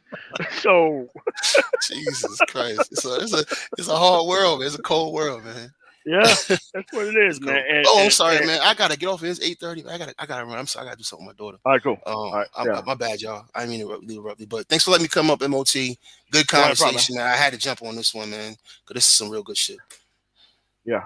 All right, cool, man. All right, yeah, but this is what it is, man. Exactly what it is who gonna check me bullshit. Like that's what it is. and then when you find out, it's a whole bunch of people who want to check boo. And they're about to let loose on boo who don't want to be checked. Yeah. I mean, so that's what it is. Yeah. Yeah, go ahead. Whether you're looking at a civilian environment or even the military environment, especially the military environment, nails that stick out get hammered pretty quickly. So, at the end of the day, it's just in your best interest to not be that nail that sticks out. I tell people, when it comes to taxes,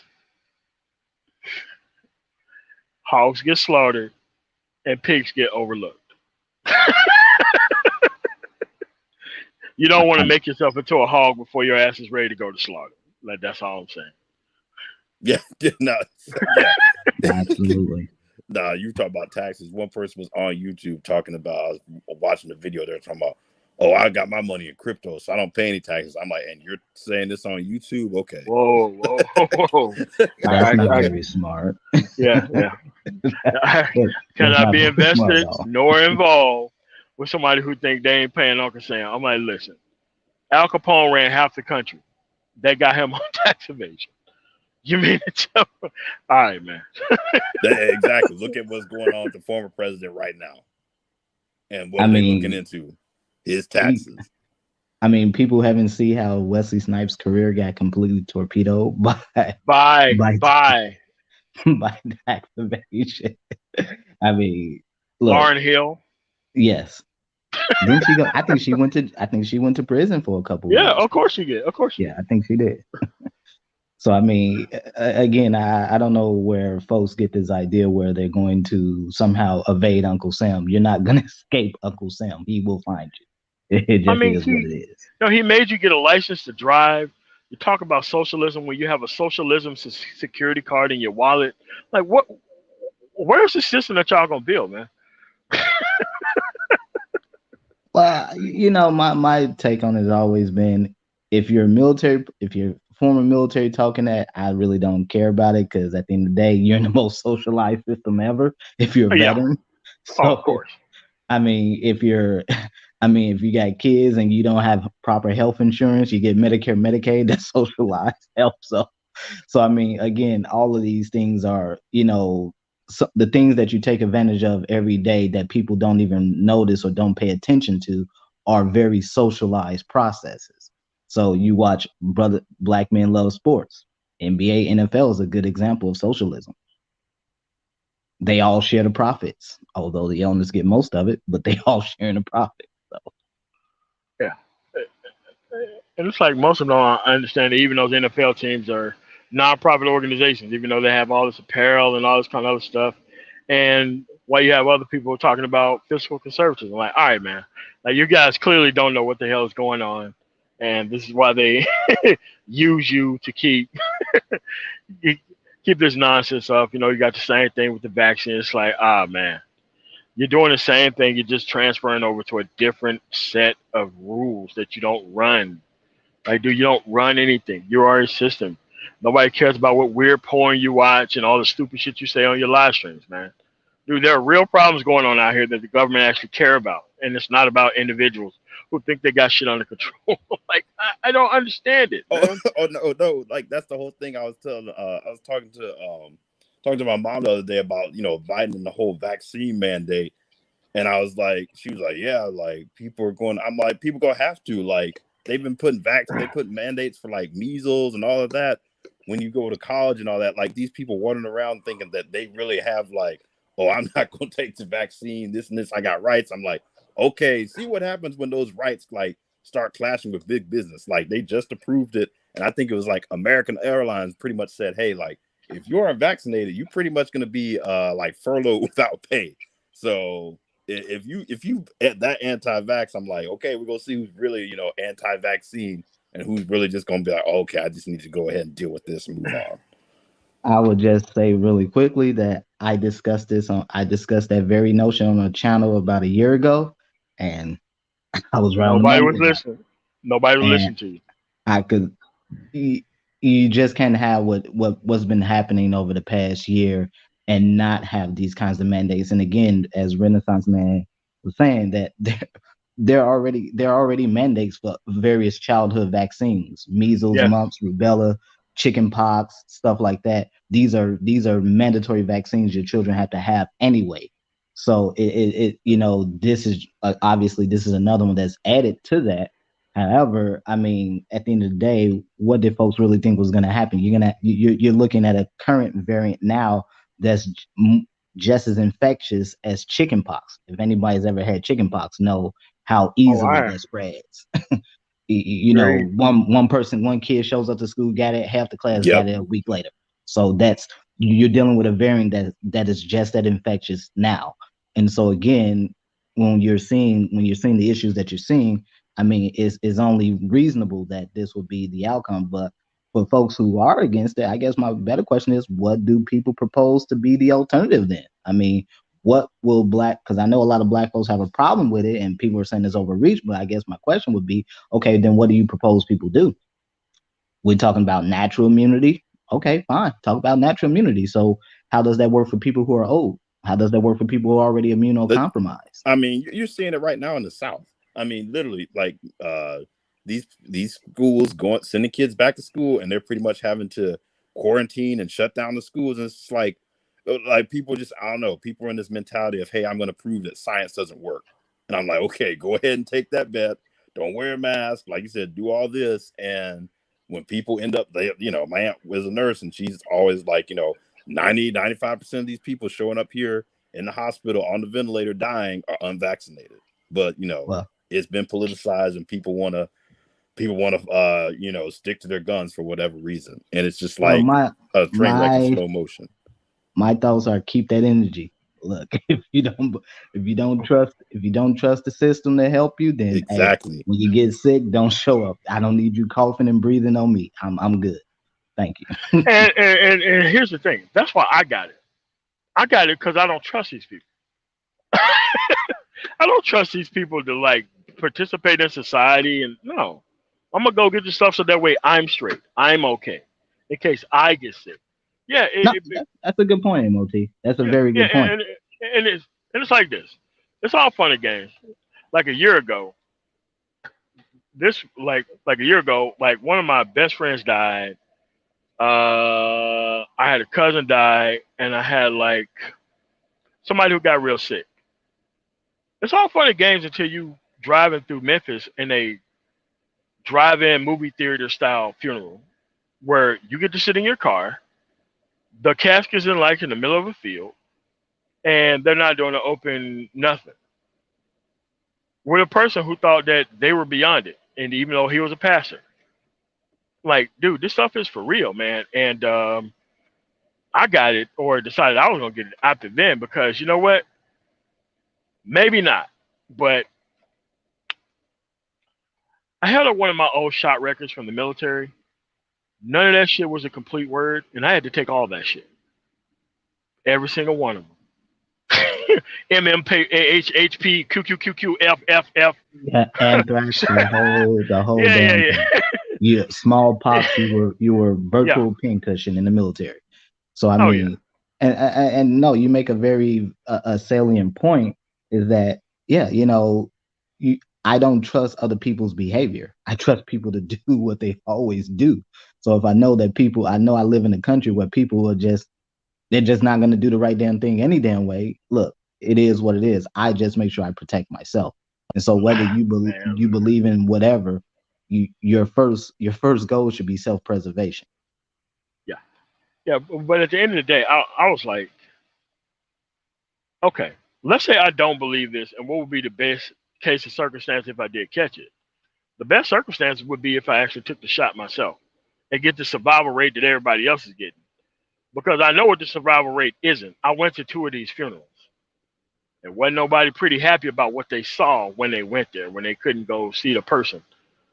You know, everybody loaded up and everybody driving all the way from Memphis to the Mississippi Delta. And we got there and I was like, oh yeah, well just stay in your car. Like, well, we came to the funeral. I'm like, you're at the funeral. Like, what? And they had like pieces of field that was marked off and chalked off where you just drove up there. You listen to the actual person and like, their, their Pope Mobile speaking about the individual. And then that was it. 5 minutes of words and your ass was out of there. Like, hey man, y'all gotta move. Yeah. And I mean that I think a lot of folks really don't seem to grasp this, and people don't really grasp the fact that, yeah, when you start talking about things, because I've been hearing lately arguments about natural immunity. Yeah, natural immunity helps for people who are already healthy and who are relatively young. It doesn't work for folks who are older. Certainly for folks who are older, in particular those over 50 who've gotten the vaccine, if they got a breakthrough infection, the reason they're not probably dead now is because they got the damn vaccine. Correct. I mean, people say, well, you're just ignoring the numbers about natural immunity. Yeah, but you're also ignoring the numbers about the folks who are most likely to die from this current pandemic. Is that the folks who are at 50 years or older have higher death rates, although we can argue now that because of the numbers of people who are unvaccinated, that you're seeing people under 40 now that are starting to, those rates have been ticking up quite heavily over the last few months. So again, don't do it because the government told you to or whatever, or because your job is mandating you do it. Do it because really, I don't trust people's behavior at the end of the day. And look, people can have their qualms about it is what it is, but you're not going to escape it. Because in other countries, I tell you what's going on in other countries. In other countries, there ain't no damn mandate. You either get it or you go end up in a damn gulag some damn where. Yeah, like people forget like what the Italian rule was at the first beginning when they was closing the whole country down at 5 o'clock. And they was like, you know what? Okay, new game. You end up spreading this shit, you going to prison. You know what happened? People got faxed up. Because nobody wanted to go get a prison sentence because they ended up with it. I'm like, look, hey, unless you can prove your ass was vaccinated before, there's really no way to say that your ass wasn't an actual plague spreader yourself. No, it just goes back like we were talking about the circle of people. It's just, is this, like I said, the election, all of that. It's just misinformation is just taking a hold of a lot of people. And just you just see it's like when they're talking about like people, oh, you got to, how you go and radicalize people and this and that. I'm like, y'all got a lot of patience people who try to go do it. Tons of consequences. Like tons of consequences. Like that's what happens. Like, look, people are like, well, I'm not gonna be able to do this. What is that important to you? If it's important to you, then you'll participate in society like everybody else. And if you don't want to participate, cool, then you just won't be able to do that thing. And then you won't be able to fly, then you won't be able to drive, then you won't be able to go to a grocery store, and you won't be able to go anywhere. And be like, well, what happens? And guess what? All these corporations, like, dude, it's a liability risk. Like, as much pro-business as all these broke motherfuckers call themselves, they don't understand.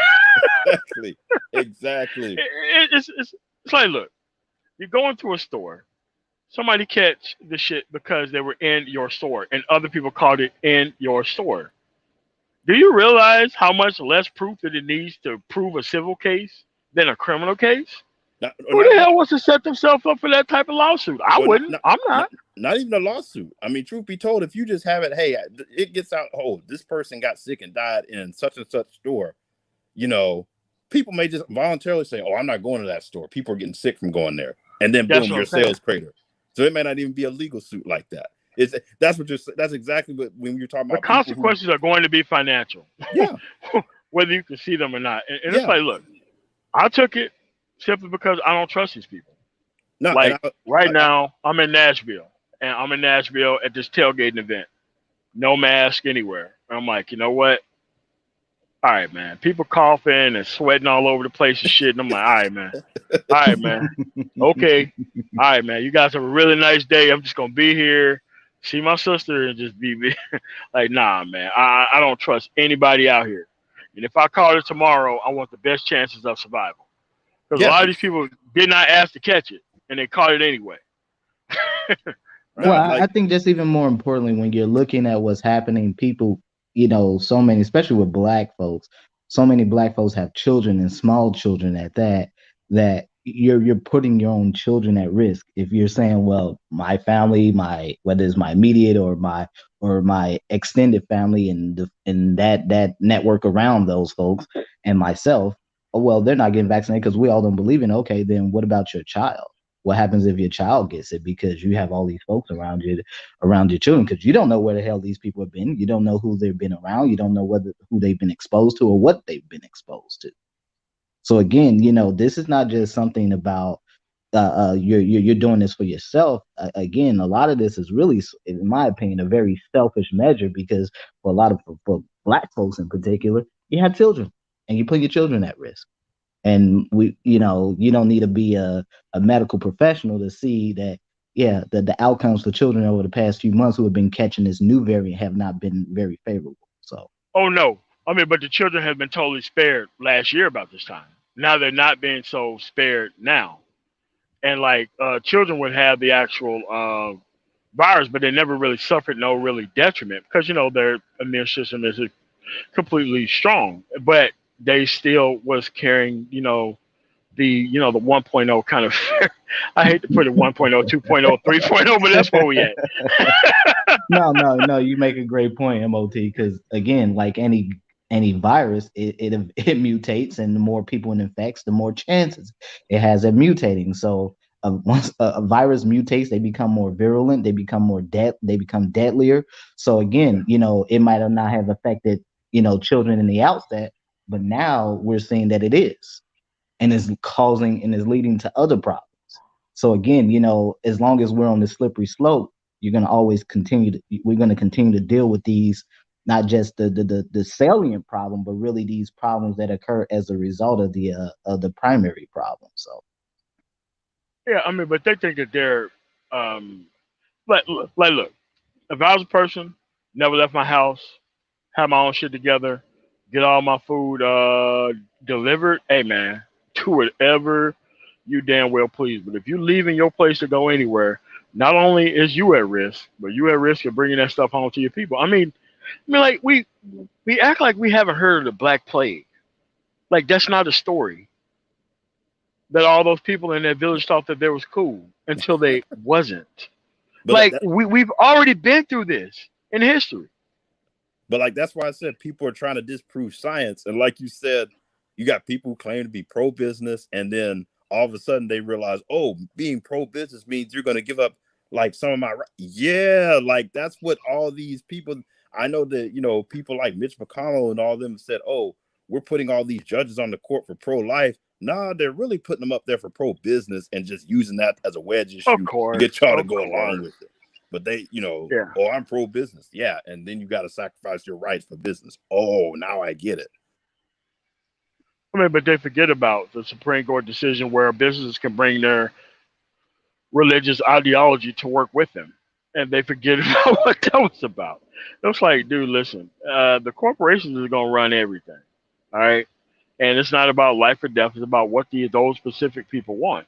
And now those corporations now can be able to mandate you be vaccinated before you come to work. I'm like, but where were you at when the Supreme Court decision came down that corporations couldn't have that amount of power?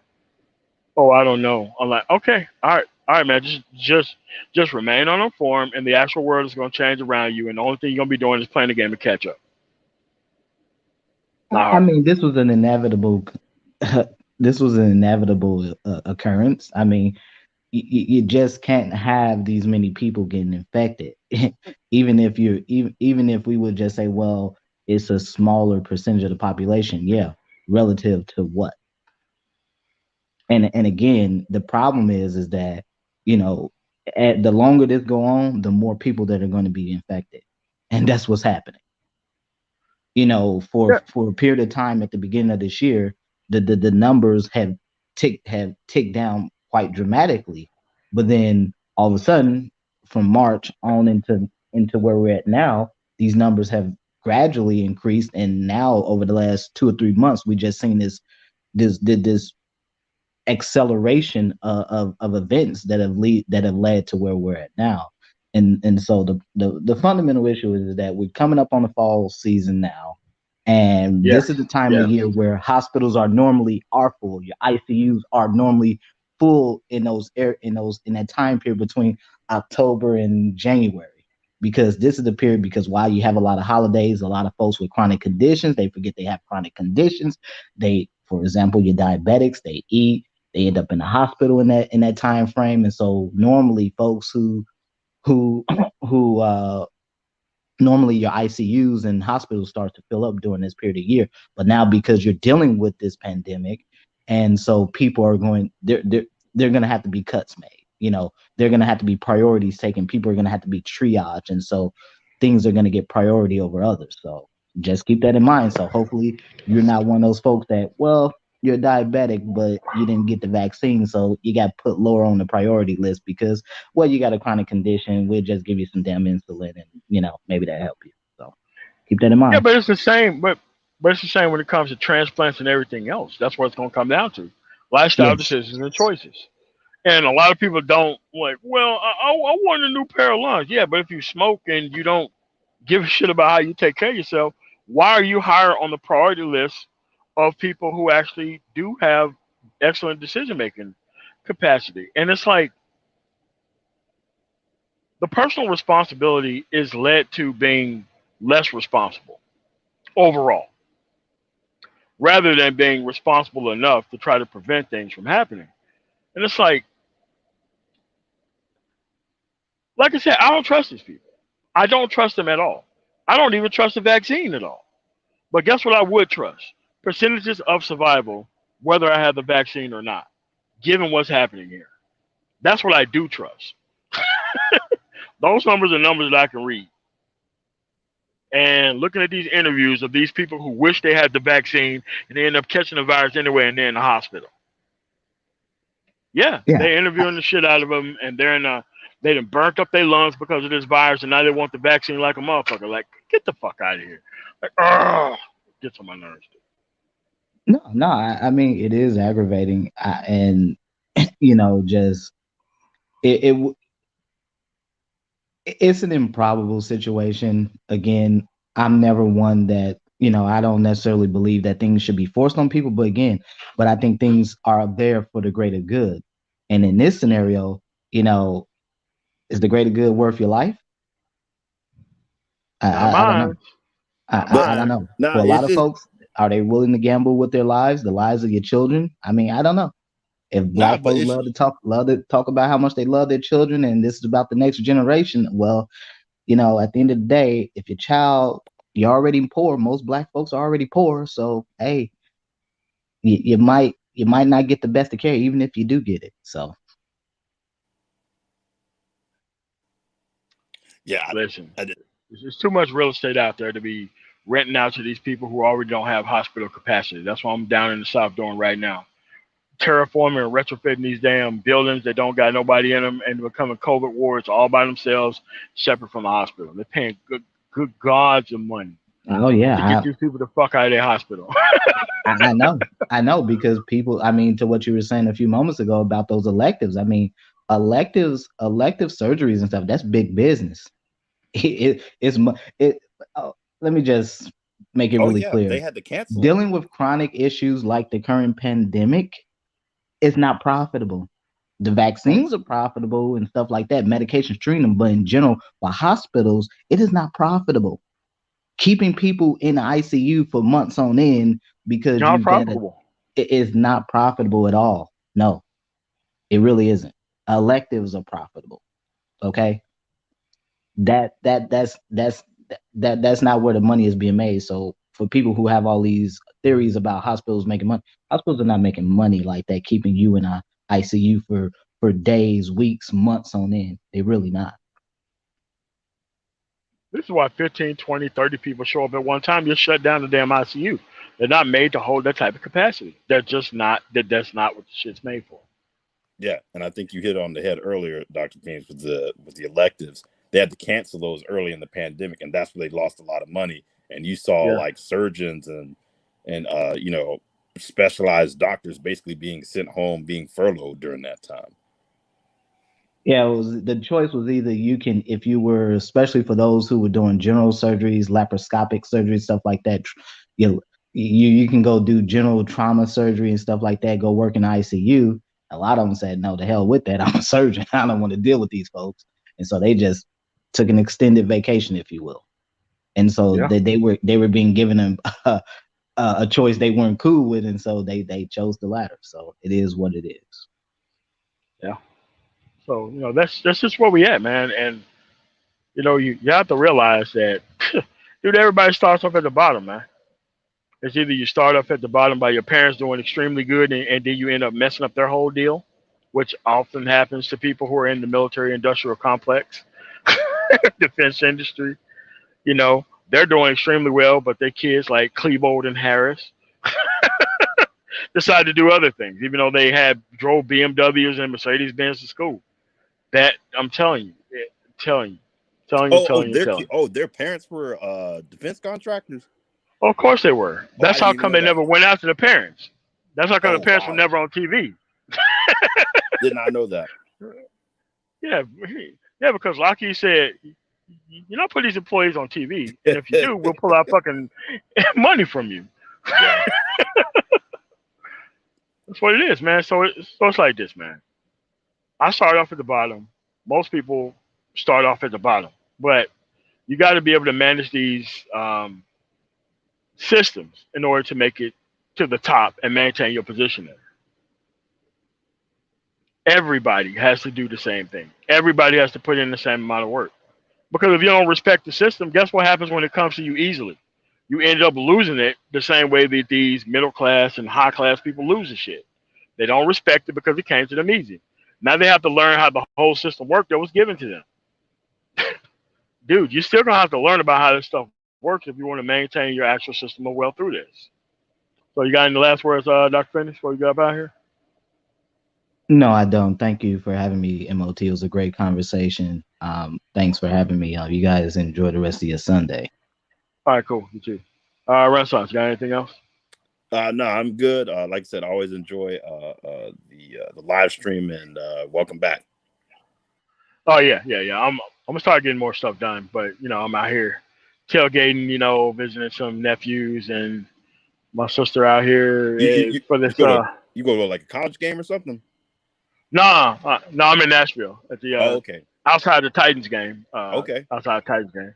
So it's like, like I released a Patreon this morning said that don't go to games, man. Dude, go to the tailgate. The tailgate is way more fun than the actual game itself. Oh yeah. The only time I went, I mean, when I was in college, I went to the games, you know, college games. But even now, it's like game on TV. I'd much rather just watch it on TV and like I said, that. But if I'm gonna go to tailgate, like I said, tailgate's better than going to the game, in my opinion. So I agree. Oh yeah, all day, dude. You can just walk across the street to the actual gas station, go to the bathroom. All types of shit's easier, man. Yeah.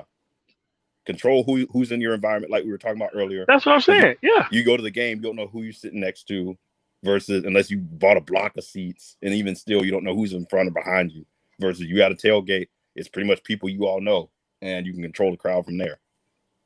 Yeah. So. Yeah, man, because it's all still choice associations. Yeah. And exactly. dude, I got a lot of stories about scam artists, game dudes who came up trying to sell me shit. Yes, like dude, that's the best part of walking around, man. Dude, listen, I had a dude who say, I got a smartphone. It's obviously a brand new iPhone, but he was like, well, shit, I don't know how to use it. I'm like, well, why are you showing me something that you know is a specific product, but you're trying to tell me that you want $40 for it? Like, all right, man. All right, man. Like, no, I don't want a $40 iPhone. Yeah. $40 iPhone. You probably stole out of someone's purse. I'm gonna buy it, and then they're gonna turn on the tracking, and then I'm gonna have people. That's what I'm saying. Track it all the way to me. Yeah, that's what I'm saying. It's like, where did you get this phone, sir? Someone sold it to me for $40. Okay, you need to come with us. Tell me about this $40 sale Do you know how much this phone costs? Yeah, and if it's over $1,000, they can lock your ass up. Exactly. Receiving stolen property, man. Like, that's a real charge that your ass go to jail for minimum 2 years over, especially in the South. Receipt of stolen property is the most reason that most people get locked up down here. Yeah. Like, they don't give a shit about where you got it from. They give a shit that it's stolen or not. I'm like, bro, listen, hey, man, you can keep this phone, man. Yeah. Yeah, man, big dude, you know, looking like Chief Wahoo from the Cleveland Indians, and I'm like, nah, man. nah, I'm good, man. A $40 iPhone coming from the black version of Chief Wahoo? Nah, I'm good, man. Nah, that's funny. I don't know how to use his phone, so here's for okay. It's like, yeah. I don't know anything about it, but I just know I want $40 for it. Okay. All right, man. You have a really nice day, man. Yeah. Really nice. It's not a bigger deal. All right, man. Well, I want to thank you guys for coming through on The Man Tomorrow, and you guys have a really nice day. Peace.